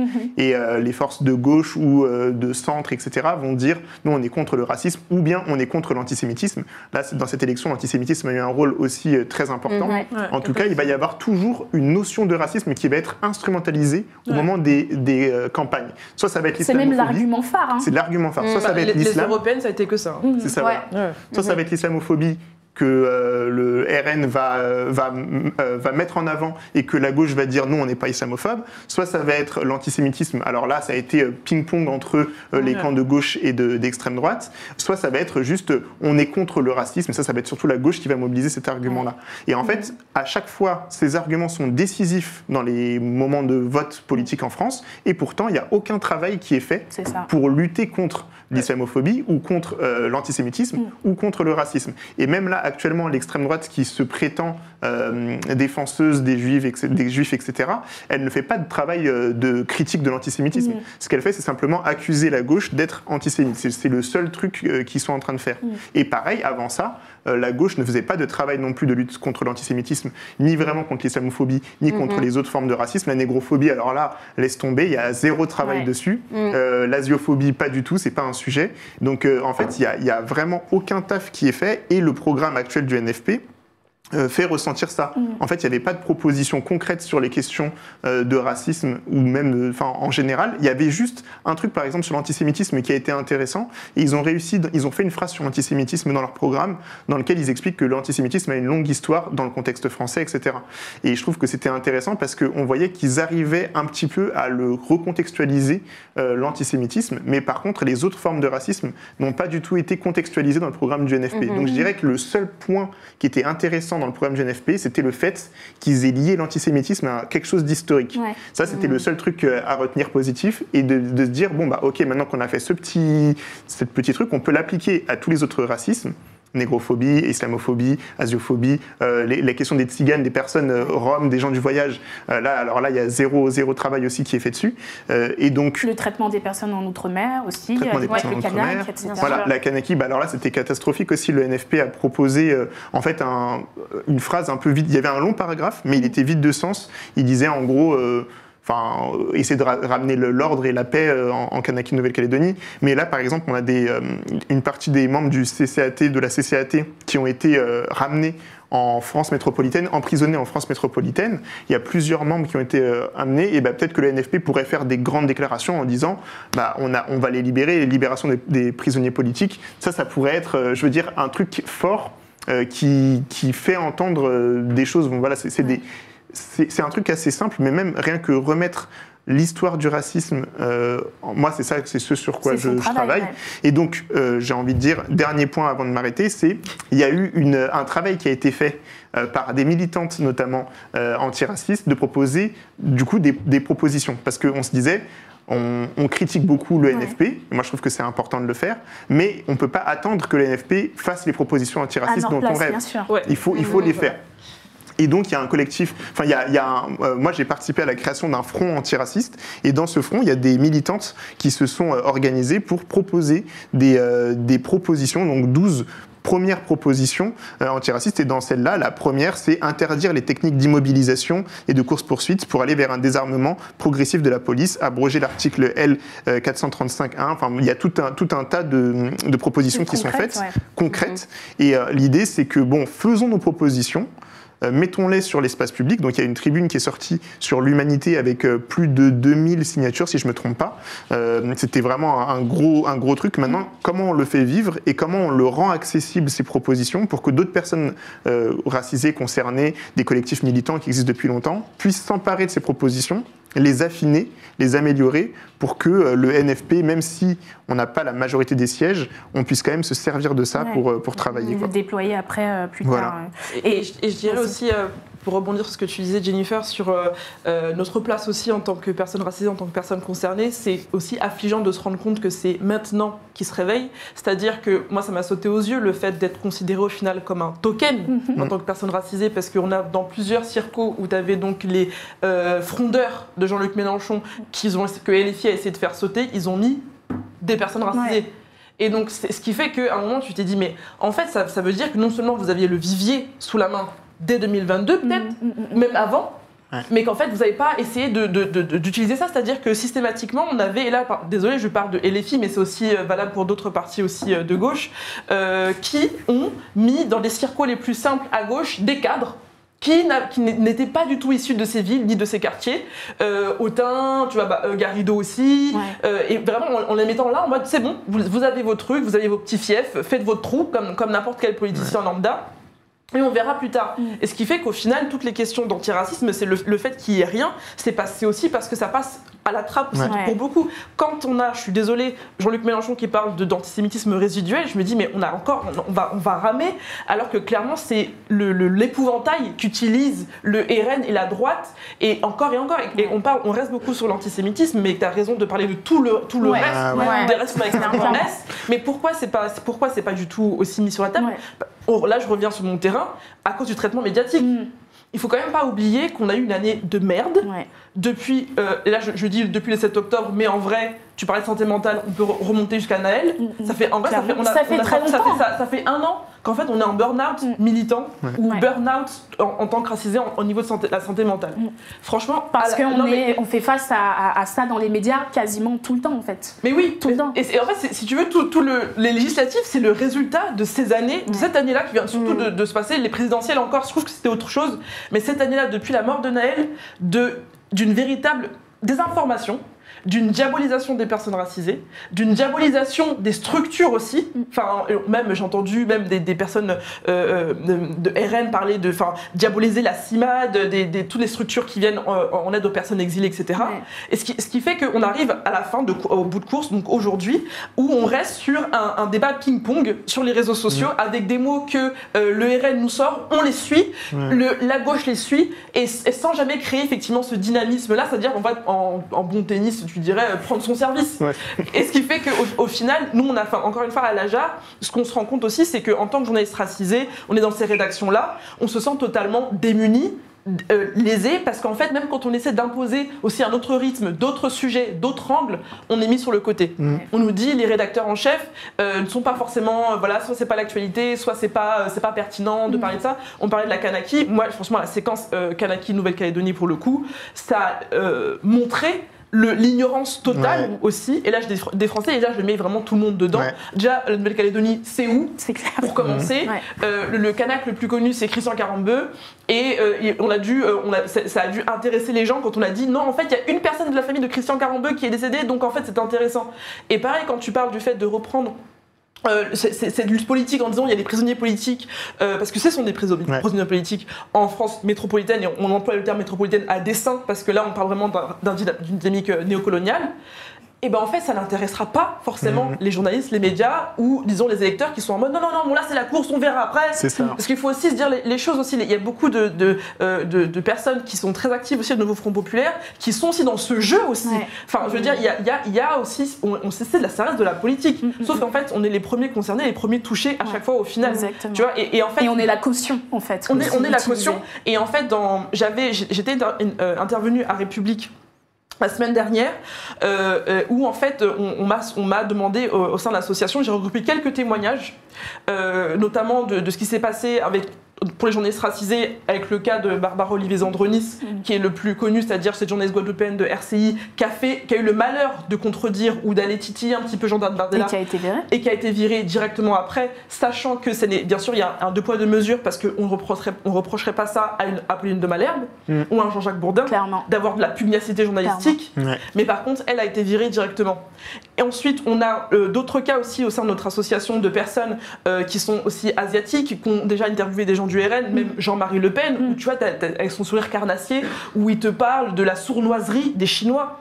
Et en fait, toi, tu es obligé de te prendre aussi cette violence dans la figure, c'est-à-dire qu'il y a aussi, en tant que professionnel de l'information, il faut prendre en compte toute la violence des mots qu'on se prend, et on est censé en fait garder notre neutralité, notre objectivité, et continuer à travailler dans des bonnes conditions comme c'est de réalité, sachant qu'on souffre aussi du fait que nos collègues nient aussi ces micro-agressions qu'on subit à la fois sur le terrain et au sein de nos rédactions, où nos sujets sont mis de côté, où on est aussi tout le temps renvoyé au fait qu'on vient d'ailleurs, où on a aussi une consoeur à qui on a crié en plein milieu de la rédaction en fait il faut que je te lise en arabe pour que tu comprennes, des choses comme ça, ou même ça commence dès l'école de journalisme, où en fait on a une supposition de militantisme, où on dit mais voilà, si vous êtes sur le terrain, vous interviewez des gilets jaunes, est-ce que vous serez objectif, est-ce que vous arrivez à faire la part des choses, etc. Mais à un moment on va vraiment faire semblant en disant que c'est nous les personnes orientées, les militants là dans toute la narration qu'on constate depuis des années. Non, c'est pas possible. Moi, j'ai l'impression que la PLS, si je puis dire, est présente, en ce qui me concerne en tout cas, depuis 2020. Évidemment, il y a eu le Covid, mais on a été tous traumatisés, à mon avis, par le mouvement, la mort de George Floyd, bien sûr, aux États-Unis, qui, en tout cas pour moi, ça a été un tournant en fait pour moi sur l'après.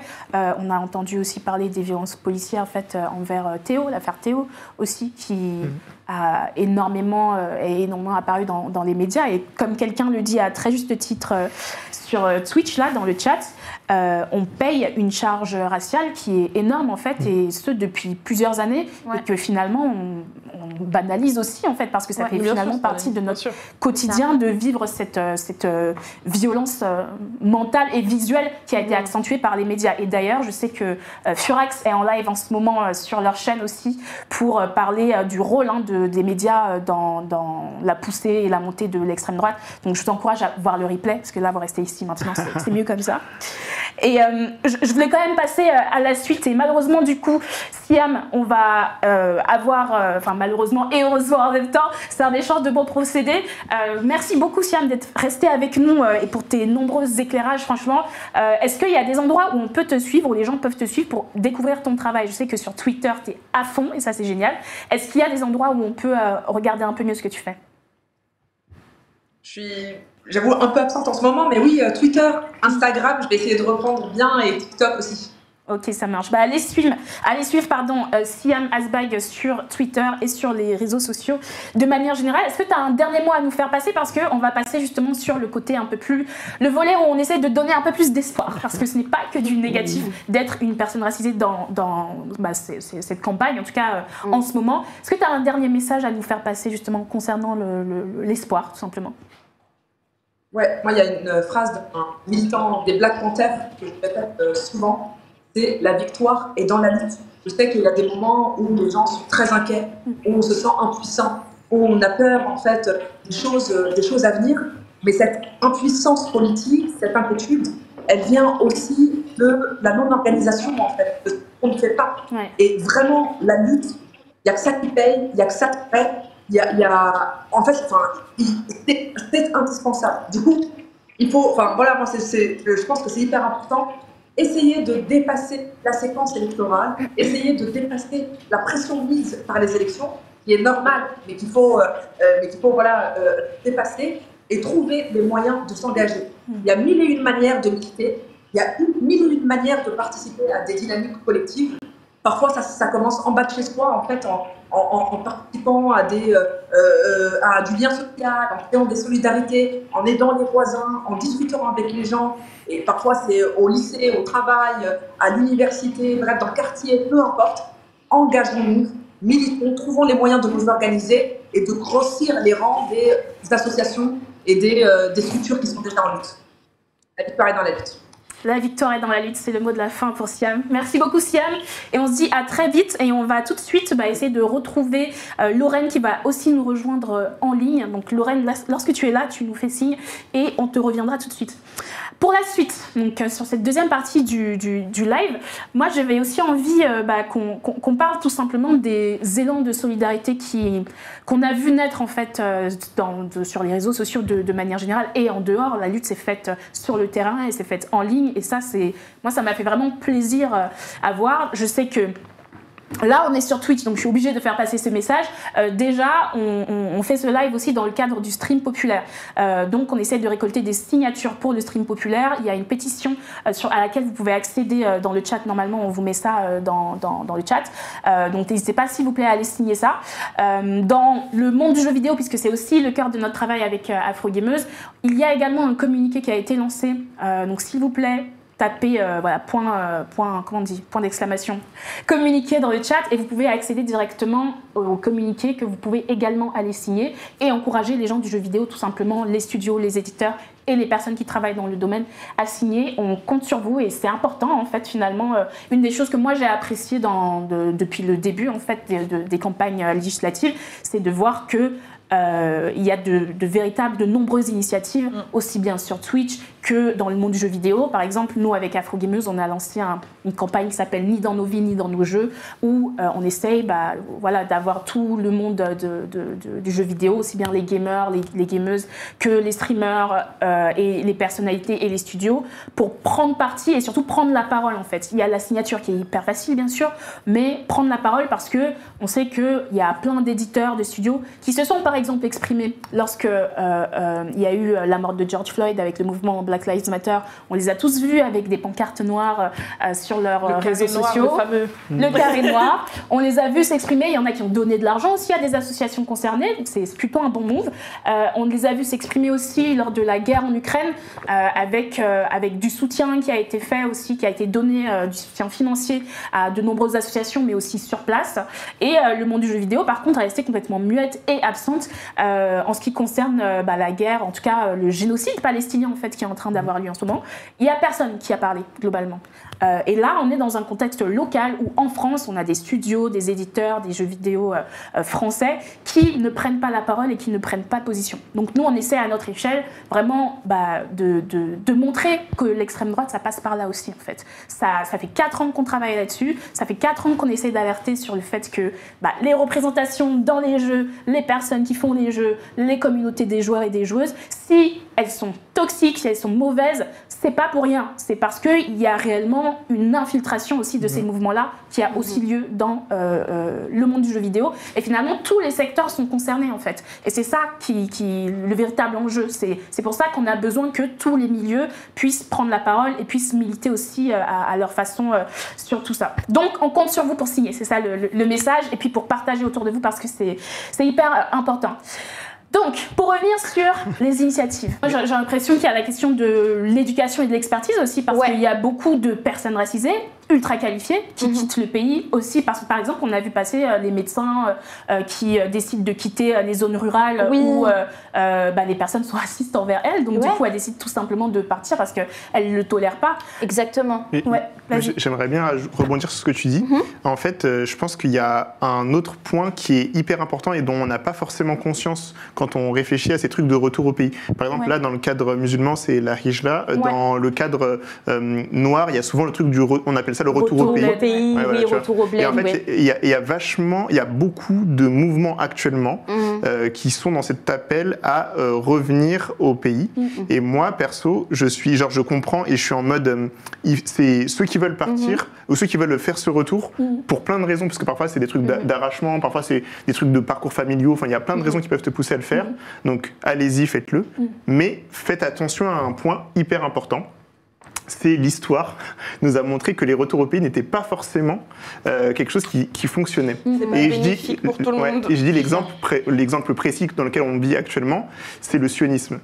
Bon, pour plein de raisons qui expliquent le départ des populations juives hors de leur pays où ils étaient, donc ça va être beaucoup l'Europe ou le Maghreb, ils sont partis en pensant qu'il y avait une sorte de terre de retour, etc. Bon, après, c'est un peu compliqué parce qu'il y avait une population juive qui était beaucoup moins présente, c'était un contexte colonial, etc. Mais les Noirs, par exemple, ont eu ce mouvement aussi avant, ça s'appelle le sionisme noir, c'était avant le sionisme juif, et ça a été beaucoup ce qui s'est passé au niveau du Libéria, Sierra Leone, etc. C'est-à-dire que c'était des Noirs des Amériques, ça va être Brésil ou ça va être les États-Unis, qui se sont dit à un moment, on va rentrer et parce que en fait c'est pas possible, des pays qui ne nous acceptent pas, c'est pas possible. Et en fait le truc qui s'est passé, c'est que quand ils sont arrivés sur le nouveau terrain, en fait ils ont reproduit sans s'en rendre compte des mécaniques coloniales parce qu'ils étaient en fait d'autres cultures ou d'autres pays. Et je pense que ça c'est un truc hyper important à prendre en compte dans le mouvement du retour et des populations noires. Je le dis tout le temps dans les trucs noirs, genre rentrez mais réfléchissez.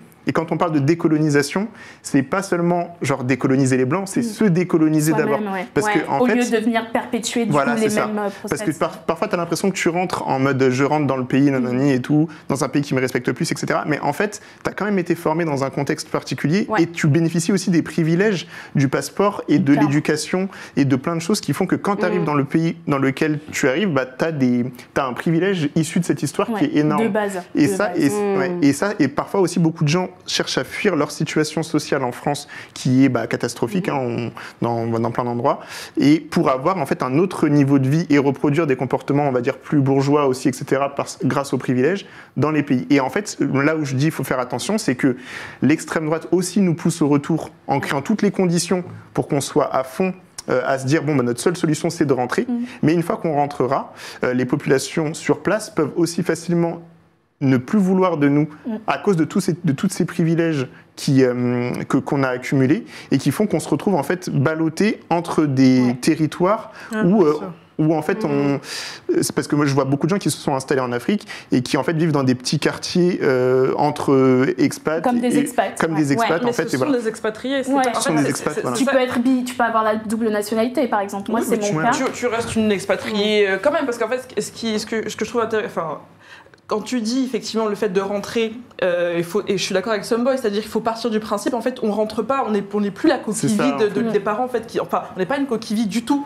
C'est-à-dire qu'en fait, on va venir avec le passeport, on va venir avec le capital, et on va perturber l'économie du pays où on pense en fait être aussi légitime d'aller, même si c'est le pays d'origine de nos parents. Et parfois, on pense arriver en tant que sauveur.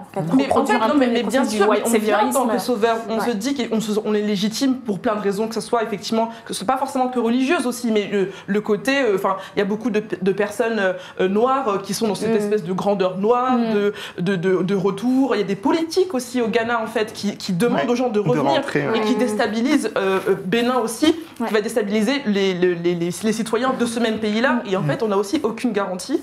Et on est en droit de se demander si c'est aussi c'est notre place. Est-ce que, moi, je suis d'origine, mes parents sont originaires du Cameroun. Oui. Le jour où j'ai envie de repartir, et Dieu seul sait que j'y ai pensé plein de fois, mais à un moment, tu te dis, mais en fait, est-ce que c'est vraiment ma place de le faire?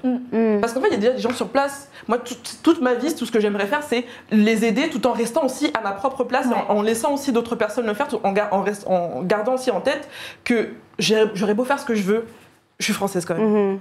C'est pour ça. Et pardon, du coup, Lorraine. Mais quand même, ceux qui veulent partir, allez-y. Enfin, genre, c'est pas en mode. Tu vois, c'est ça. Ouais. Non, mais moi, j'ai déménagé à Dakar. J'ai vécu pendant 2 ans dans un pays laïque. Ouais. Pour l'instant, toujours laïque, mais majoritairement musulman. Ça m'a réconcilié énormément. J'ai adoré vivre là-bas. Mais à un moment, tu vois, tu sens, en fait, comme tu dis, tu restes entre expatrié noir, mais expatrié quand même. Et à un moment, il faut aussi se regarder dans un miroir, quoi. Oui, clairement. J'adore parce qu'aucun de vous n'a répondu à ma question. Ouais. C'est super. Non, mais c'est pas grave. On est un peu sur cette partie-là où, du coup, moi, je veux revenir vers toi, Lorraine. Est-ce que tu nous entends de là où tu es? Ouais, est-ce que vous m'entendez? C'est incroyable, on t'entend si bien, j'adore. Lorraine, est-ce que tu peux te présenter à nous et un peu nous parler justement du travail que tu fais? Parce que ma prochaine question, ça allait justement être sur les votes. Pourquoi il faut voter? Et encore plus dans les zones auxquelles on ne pense pas finalement et qui sont un peu délaissées. Oui, en fait, je suis co-fondatrice de l'association Cité des Chances. Nous, notre but, c'est de faire en sorte que les jeunes de banlieue et de quartiers populaires se saisissent des affaires publiques, donc de la politique, fassent entendre leur voix, que ce soit à travers le vote, mais aussi à travers de l'engagement citoyen. On intervient surtout dans les lycées, dans les maisons de quartier, parfois même dans la rue. Et ça fait maintenant 6 ans qu'on fait ce travail et on le fait depuis... à chaque élection, en réalité, on a commencé avec les européennes en 2019, parce qu'on a été créé en 2018, et on continue en fait à chaque fois. Là, on s'est dit bon, les européennes c'est fini, on va pouvoir faire notre assemblée générale et se reposer jusqu'à la rentrée. Macron, il a dit non, vous revenez, et donc on est revenu. Du coup, concrètement, est-ce que là, vous avez mené des actions justement pour aller dans les quartiers populaires et aider les jeunes à peut-être mieux s'informer sur la situation et tout simplement les inciter à voter? Ouais, en fait, ce que je disais tout à l'heure, c'est que je suis pas toute seule dans cette association, bien au contraire. Surtout maintenant que je fais mon travail de journaliste à côté, j'ai pas forcément énormément de temps non plus à y consacrer, mais en fait, les équipes ont... Ouais, mais en temps plein. Je voulais juste rappeler que tu travailles aussi, tu interviens souvent sur Backseat, l'émission politique de, comment il s'appelle Jean Massier. De Jean Massier. Oui, effectivement, de toute façon, je suis passionnée de politique, donc j'aime beaucoup commenter, analyser, voir les répercussions que ça a dans nos vies, dans les quartiers populaires notamment. Donc j'interviens aussi là-dessus et je suis également journaliste. En fait, je suis le visage de la Fondation pour la mémoire de l'esclavage avec nos vidéos, nos portraits de personnes qui ont marqué l'histoire de France par leur résistance, etc. Sur les réseaux sociaux, sur TikTok et compagnie. Allez suivre son travail. Donc voilà, mais oui, du coup, je suis aussi membre et toujours active chez Cité des Chances. Ok, moi je veux vous poser la question que je pense qu'aujourd'hui, tout le monde sait à peu près, mais c'est toujours bien de le rappeler. Dimanche, il y a le 2e tour qui arrive là. Il faut qu'on aille voter. Globalement, je crois d'ailleurs, j'ai vu passer en ligne des personnes qui disaient non, que c'était pas la peine d'aller voter dimanche. Est-ce que quelqu'un sait s'il faut débunk ça ou pas? Je sais pas si c'est une bonne news, une vraie news ou pas. En gros, si dans ta circo... Comment ça, c'est pas la peine d'aller voter dimanche? En gros, si dans ta circo, par exemple, le NFP a déjà gagné au premier tour, t'as pas besoin d'y retourner le dimanche. Est-ce que c'est vrai? Oui. Dire ça. Alors, c'est ça. Vas-y. Je peux... Vas-y. Ok, oui, en fait, effectivement, les législatives, c'est une élection à 2 tours. Mais en fait, c'est assez particulier parce que si le candidat ou la candidate a plus de 50% des voix, en tout cas 50% des inscrits dès le premier tour, il n'y a pas de deuxième tour. Néanmoins, faites bien attention de vérifier dans votre circonscription si oui ou non il y a un second tour, parce que les personnes élues dès le premier tour, c'est vraiment une très très mince majorité sur les 577 circonscriptions. Merci de le rappeler. Je voulais juste qu'on remette les cartes sur table parce que j'ai vu passer tout et n'importe quoi sur les réseaux sociaux là-dessus. Donc dimanche, pourquoi est-ce qu'il faut aller voter en fait, selon vous? Et surtout, en quoi est-ce que s'abstenir, etc., ou voter pour les mauvais partis, va avoir des conséquences néfastes, en particulier pour les personnes racisées, les personnes issues de banlieue, les personnes issues de l'immigration, les personnes... Comment est-ce que tu l'expliques, toi, en fait, quand tu vas voir les jeunes dans les banlieues? Comment est-ce que tu leur expliques qu'en fait, vous devez aller voter, en fait? En fait, nous, déjà, on leur dit allez voter, c'est vrai, mais en soi, on comprend aussi l'abstention. C'est-à-dire que on sait effectivement que dans les quartiers populaires, donc nous, on est en banlieue parisienne, donc il y a énormément de personnes racisées dans ces quartiers-là. On sait en fait qu'il y a un passif de méfiance, de défiance envers le vote et même envers certains partis et notamment à gauche. Donc on leur dit ok, si vous voulez, ne votez pas. Mais nous, on vous dit juste quel impact concrètement ça va avoir. Que là, effectivement, on est dans un contexte très spécial où les législatives, c'est là où on élit les députés qui votent les lois. Quel pouvoir ils ont également. Donc, en fait, par exemple, on nous dit souvent, oui, est-ce qu'on élit ou pas le ou la première ministre? Non, nous, on leur dit non, on ne l'élit pas en soi directement. La personne est nommée par le président, mais ça va dépendre de qui arrive en majorité ou non à l'Assemblée. Et que en arrivant ou non en majorité à l'Assemblée, ces personnes-là peuvent former un gouvernement et prendre un certain nombre de décisions, un certain nombre d'arbitrages. Donc nous, vraiment, on leur explique en fait comment ça fonctionne, quel est le mécanisme aujourd'hui, parce que en fait, dans les médias, surtout si on s'y connaît pas et surtout si on ne suit pas, parce que nous, c'est ce qu'on voit avec les jeunes, en fait, c'est qu'il y a plein de gens dans les quartiers populaires, il y a plein de personnes racisées qui en fait s'y connaissent pas et ne suivent pas en fait l'actualité politique et se disent de toute façon c'est compliqué. Même on a vu Aya Nakamura hier qui a mis un message en disant voilà, je me suis beaucoup auto-censurée, etc. sur ces questions. En fait, ça, c'est un réel problème aujourd'hui, c'est que la politique, ça paraît hyper élitiste, alors que finalement, la politique, c'est juste l'organisation de notre société et on a tous un mot à dire sur cette organisation, en fait.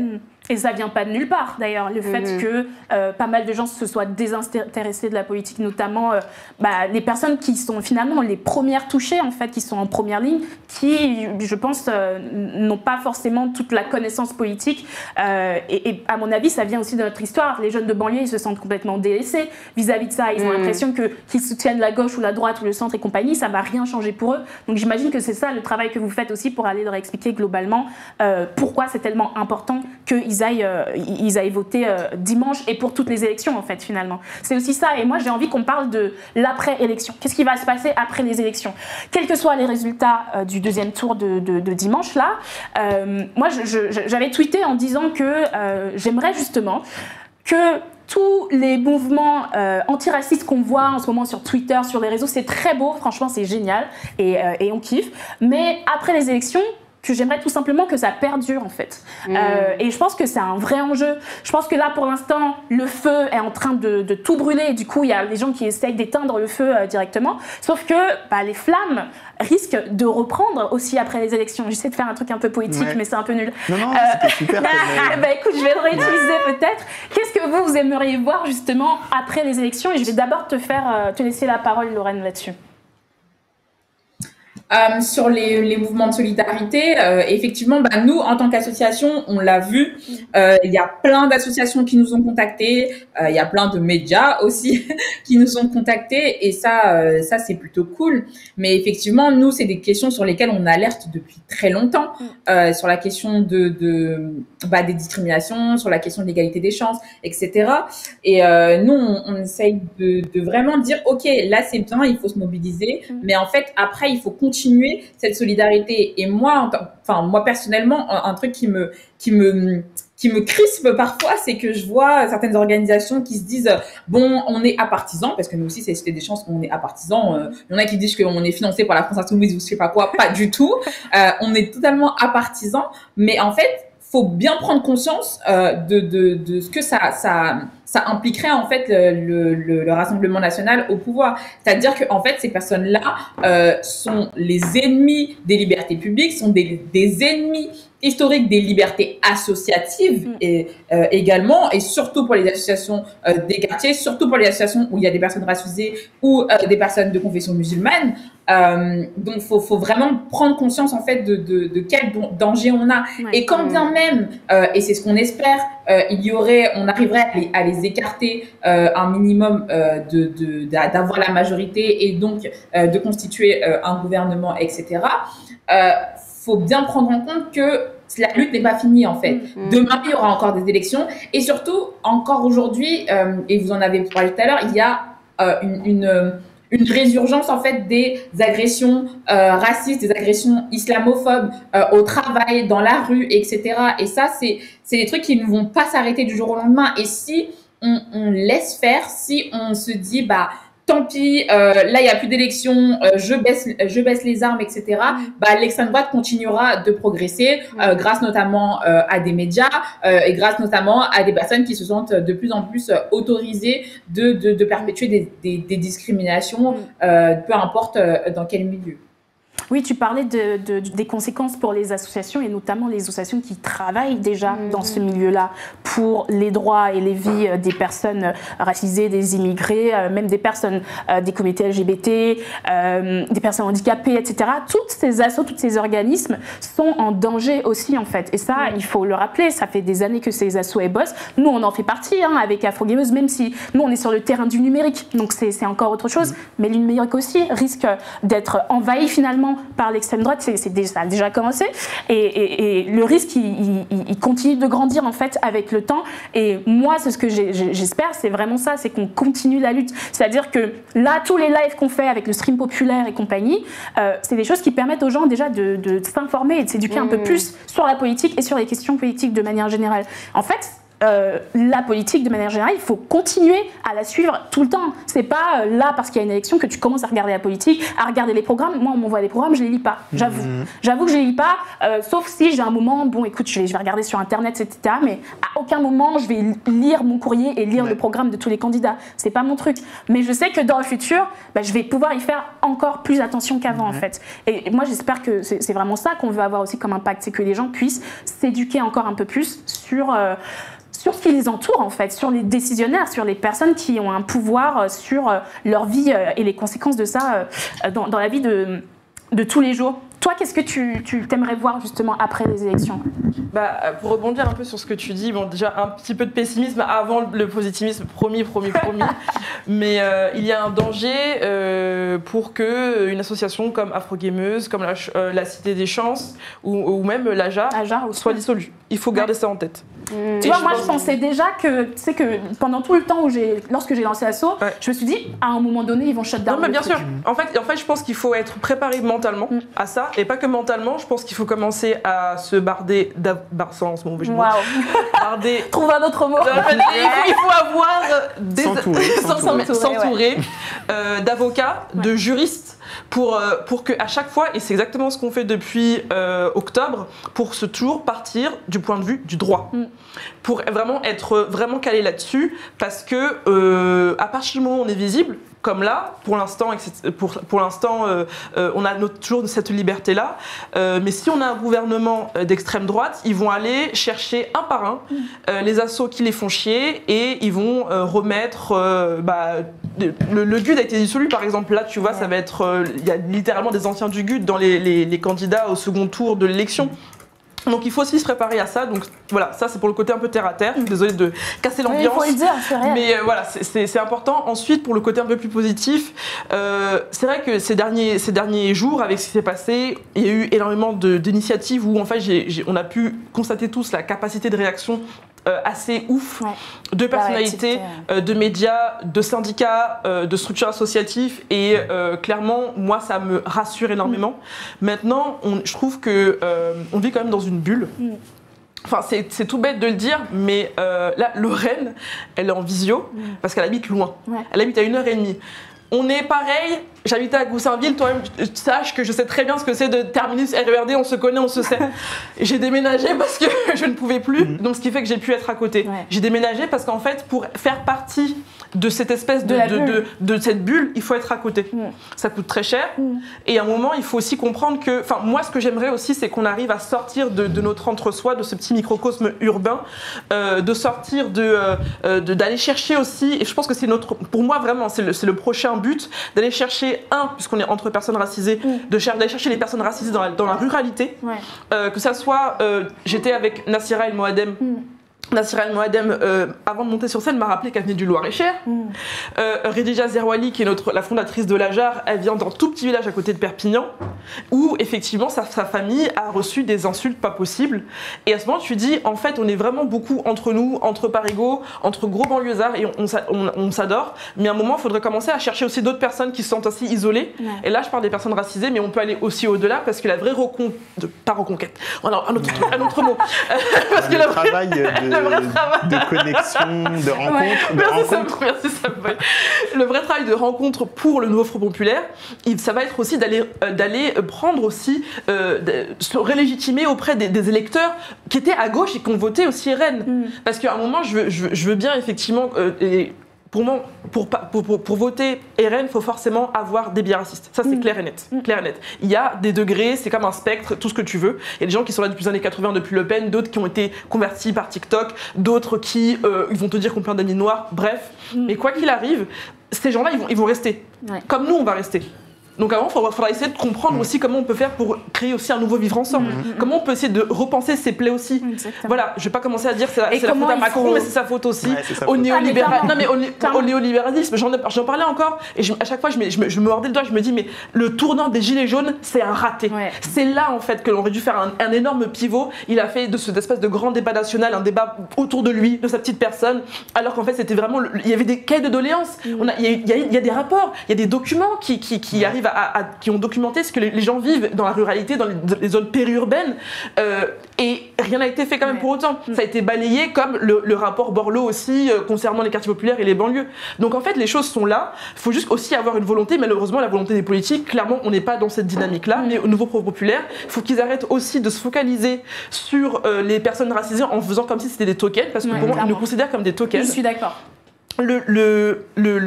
Cette espèce d'accusation de vote musulman, quand tu vois ça, moi ça me fait vraiment chier, parce que je me dis on est aussi essentialisé à gauche, où en fait tu as eu toute une campagne en fait extrêmement pointée autour pour les européennes autour de la Palestine, et en fait l'urgence absolue de dénoncer ce qui se passait à Gaza a fait qu'en fait on s'est tous focalisés là-dessus, et moi j'étais hyper contente parce qu'il y a beaucoup de jeunes qui vont commencer à être politisés grâce à ça. Tu vois, je me dis peut-être que c'est un moment parce que même les violences policières ça n'a pas été assez, donc peut-être que ça va vraiment les politiser, ils vont se rendre compte que c'est vraiment ça les concerne. Mais en même temps, je me dis, mais on voit aussi ce que vous faites. C'est-à-dire qu'au Front Populaire, il y avait toute une petite photo, là, de photo de classe des cadres. C'est majoritairement des personnes blanches. C'est majoritairement des cadres sup. Et c'est aussi le moment de laisser la place. Et tu vois, moi, j'ai toujours été vraiment, quand je vois l'arrivée d'Archil Keke, qui est littéralement l'unique, enfin, c'est la première femme de ménage à être rentrée dans l'Assemblée, pas pour faire le ménage. Clairement. Tu vois, donc il y a aussi tout ça aussi après, c'est reconstruire ce vivre ensemble entre nous, et pas cette espèce de mots galvaudés que les néo-républicains ont pris qu'on utilise maintenant pour avoir nos subventions, parce que sinon c'est pas possible. On n'a pas le choix. C'est réel. Mais voilà.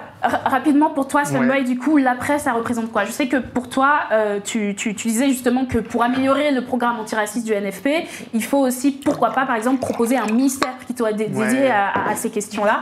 Toi, tu aimerais voir quoi pour l'après les élections? Alors, un ministère de lutte contre le racisme, ce serait génial. Et ça, c'était pas moi qui ai eu l'idée. Tu serais le ministre? Je sais pas si je serais ministre, mais serais élu, conseiller, je veux bien dans le cabinet du ministre. Non, mais c'était Réa, le producteur de la chaîne Histoire Crépue, qui avait soumis l'idée dans un groupe de réflexion qu'on a fait qui s'appelle Front Antiraciste. Mais avant, je voulais dire, tu parlais d'un feu tout à l'heure qu'on essaie d'éteindre comme ça, et je trouvais que c'était une belle image, parce qu'il y a des feux qui peuvent prendre d'un coup, comme ça, genre tu allumes le briquet et tu le prends. Il y a d'autres feux qui mettent beaucoup de temps à chauffer, genre plein de braises, et d'un seul coup, ils s'allument, mais après un long moment de chauffe, et ça embrasse tout, et c'est beaucoup plus difficile à éteindre. Le truc de Notre-Dame, c'était ça, c'était un espèce de feu qui avait pris très longtemps dans des charpentes, et ça avait permis de détruire une partie de l'église, enfin de la cathédrale Notre-Dame. Et je pense que là, le feu auquel on est en train de faire face, c'est un feu de ce type-là. En fait, donc on essaie de l'éteindre avec des seaux d'eau, mais le truc est vraiment rempli dans toute la charpente, en fait. Et moi, je viens d'une cité qui est d'une ville de gauche communiste depuis des années. Ça n'a pas empêché d'avoir la BAC, d'avoir, nous, pendant les émeutes de 2005, il y avait couvre-feu, des hélicoptères au-dessus de la cité, des CRS dans la ville, genre on ne pouvait pas sortir, les CRS marchaient en tortue dans la ville, plein de fois la cité était entourée de cars, on ne pouvait pas sortir, enfin ça on l'a vécu sous la gauche ou les communistes. Donc les gens, ils savent que, enfin pour eux, le RN, quelle différence entre ça et une ville communiste ou une ville de gauche. Enfin en fait, je veux dire, la confiance, elle a été rompue à cet endroit. Il y a eu des gauches aussi qui étaient très suspicieuses par rapport à moi, le travail d'histoire coloniale que je fais par exemple, ou les personnes qui parlent de décolonisation, etc. C'est un truc où les gens sont extrêmement suspicieux en fait, et ça aussi, ça a créé du clivage. Et je crois qu'on a bientôt terminé le truc, donc je vais aller court. Mais donc aujourd'hui, je suis hyper content de voir moi cette solidarité entre militants. Avec plusieurs personnes, on a lancé une idée qui était un front antiraciste, qui n'est pas un nouveau mouvement, mais qui était plutôt un espace de coordination entre des militants qui existent déjà et des assos qui existent déjà pour se rencontrer et parler et pouvoir faire quelque chose qui dure sur le long terme. Comme tu disais, on a envie de voir nos solidarités durer. Et en fait, j'ai l'impression, moi, que les mouvements politiques, ils fonctionnent par vagues. On a eu la vague 2005, la vague Adama Traoré, la vague Black Lives Matter. Il y en avait eu une première, puis une deuxième avec George Floyd. Et là, on est en train d'avoir... Il y a eu la vague La Palestine, qui a mobilisé encore des populations un peu différentes. Là, on a cette vague autour des législatives. Et chacun de ces moments sont des moments dont il faut aussi profiter sur le plan politique pour nouer, nous, des solidarités qui vont rester et qui vont nous permettre d'accueillir la prochaine vague de manière plus structurée. Parce qu'il y en aura des prochaines. Parce qu'il y en aura des prochaines. Et là, par exemple, moi, je vous avais jamais vraiment rencontré, discuté avec vous avant, aujourd'hui, comme ça. Bah, en fait, c'est un lien de confiance qui est créé par ce moment d'urgence. Et en fait, ce lien de confiance, dans la prochaine vague, bah, il sera beaucoup plus facile à faire démarrer. Et plus on crée ces moments de confiance, plus on va être solide pour les prochaines vagues. Et j'ai l'impression que là, on a réussi à faire ça, ce travail de se connecter. Et j'espère que du coup, ça va porter ses fruits. Et je crois que c'est tout ce que j'allais dire. Et ah oui, non, dernier truc, je sors de ma bulle. Tu disais sortir de la bulle de Paris et tout. Moi, je suis entre Paris et Clermont-Ferrand. Et je vais me baser beaucoup plus à Clermont-Ferrand. Et je pense que c'est aussi un travail à faire, effectivement, pas rester en région parisienne, cloisonné. Moi, j'ai pas passé la majorité de ma vie en région parisienne. J'ai fait aussi des trucs à Angoulême, enfin, dans plein de villes. Et parfois, les personnes racisées ont aussi une vision du reste de la France qui est très déformée par aussi l'image qu'on renvoie, que les médias renvoient de la province raciste et les blancs bizarres racistes. Et en fait, non, il faut aller aussi à la rencontre et c'est aussi un travail à faire. C'est ce que j'allais dire justement sur le fait de sortir aussi de Paris. Là où il faut militer, c'est également dans nos banlieues, mais aussi dans les zones rurales ailleurs que dans les zones repérer aussi les personnes, repérer les personnes racisées qui sont aussi engagées dans ces milieux-là périurbains et aller les voir. Et leur donner de la voix. Mais oui, c'est ça aussi. Il ne faut pas qu'on aille nous leur prêcher la bonne parole comme des colons parisiens. Non, le but c'est de faire naître des petites flammes un petit peu partout en France et ailleurs, bien entendu. On va juste avant de terminer là-dessus, je voudrais des noms d'associations finalement, des noms d'associations antiracistes, mais genre de pas SOS Racisme quoi. Touche pas mon code, s'il te plaît. Donc des noms d'associations, peut-être que tu en connais aussi. On peut déjà citer des choses bien sûr à soutenir et à suivre. Évidemment, Afro-Gameuse le sang, vous-même vous savez, mais au-delà de ça, vraiment sur des assos qui sont spécifiquement, dont le travail spécifiquement porte sur l'antiracisme, l'islamophobie, l'anti-islamophobie, voilà, l'antisémitisme, toutes ces choses-là. Est-ce que vous avez des recommandations pour nous ? Moi j'en ai, parce qu'on a énormément besoin en plus dans la communauté musulmane. C'est assez connu, mais le CCIF, qui est tous les jours menacé d'être fermé, même l'extrême droite veut fermer. Non, il est fermé. C'est CCIE maintenant européen, parce que c'est comme ça qu'on bascule pour CCIE, mais le CCIF a lancé, mais le CCIE aujourd'hui, la LAB. De quoi? L'association Lalab aussi. Oui, aussi. Et en gros, parce que c'est quelque chose qui manque énormément dans la communauté musulmane, au niveau de l'éducation et comment bien s'armer quand on reçoit de l'islamophobie ou des actes islamophobes, quand on veut fermer nos structures éducatives, en fait, pour les enfants, pour les adultes, parce que c'est sur la religion, c'est basé sur la religion, etc. Et on a énormément aussi d'associations qui ont été malheureusement fermées parce que ça voulait protéger pas tout ce qui était... C'est quoi le nom de l'association, tu m'as dit? CCIE. Le CCIE. Voilà. CCIE, on a cité Lalab. C'est l'ex-CCIE. Qui est devenu CCIE, très bien. Lorraine, est-ce que tu as des exemples pour nous d'associations à suivre? Parce que ça, c'est pour vous, dans le chat, pour les personnes qui nous regardent. En fait, il faut s'engager pour l'après. C'est aussi vous et c'est aussi votre responsabilité. Dis-nous. Évidemment, Cité des Chances, j'ai prêché pour ma paroisse, mais il y a aussi du coup la Fondation pour la mémoire de l'esclavage qui revient vraiment sur l'histoire de l'esclavage, l'histoire de la colonisation, l'histoire finalement des discriminations en France. Je veux également citer le Front de mer de Fatima Wassak qui fait un excellent travail dans les quartiers populaires et qui mobilise justement les maires des quartiers populaires, des enfants racisés pour parler justement des discriminations que portent leurs enfants. Enfin, que vivent leurs enfants, pardon. Là, pour l'instant, c'est ce qui me vient en tête. Il y a Get Up. Tu m'as dit le Front de mer. Et également Get Up, qu'on nous a cité aussi dans le chat. N'hésitez pas à mettre les liens. Écho des banlieues, il y a pas mal de choses qui sont pas mal. Écho des banlieues. Écho banlieues, pardon, Moi, je dirais Bissaï Média, qui font un travail incroyable et dont aussi il y a une communauté asio-descendante qui est très engagée avec Bissaï Média. Et c'est vrai que c'est un travail difficile de faire se rencontrer plusieurs communautés quand on est dans les travails antiracistes souvent. Bissaï Média, elles font ça super bien. Et j'allais dire l'association qui s'appelle Alternative aussi, qui est beaucoup moins connue, mais qui fait un gros travail sur l'histoire coloniale et qui envoie des jeunes au plus près des sources, que ce soit dans les archives en France, mais aussi sur le terrain. Ils ont été beaucoup au Sénégal, par exemple, pour parler avec des anciens qui ont vécu la colonisation, voir toutes les archives, etc. Donc, Alternative, vraiment un super. Alternative, donc une autre asso à suivre. Ça fait déjà pas mal d'éléments. J'étais sans rien, maintenant j'ai au moins 5 exemples, donc c'est super. Merci à vous vraiment d'avoir fait le déplacement. On a complètement dépassé le timing. J'espère que c'est encore OK pour vous. Merci beaucoup à toi, Lorraine, de nous avoir rejoints online. Merci à vous d'être venus hier sur le plateau et merci à la Bonne Auberge de nous recevoir aujourd'hui. Je terminerai juste sur un dernier message parce que Siam nous a fait un message d'espoir tout à l'heure. Je ne vais pas le reprendre, mais juste faites attention à vous, protégez-vous. C'est important parce que malheureusement, ce qui arrive ne va pas forcément être très fun. On peut déjà le voir en ligne, mais gardez en tête qu'il y a du positif dans tout ça. C'est la solidarité qui est actuelle, l'engagement, le militantisme des personnes qui est attendu aussi de votre part, des personnes qui nous regardent chacun et chacune à son échelle. On va vous laisser ici. Merci beaucoup de nous avoir suivis et puis on se dit tout simplement à une prochaine fois. N'oubliez pas de suivre la chaîne Afro Gameuse et Furax également et le stream populaire aussi. Merci tout le monde. À bientôt. Ciao. Ciao. Au revoir.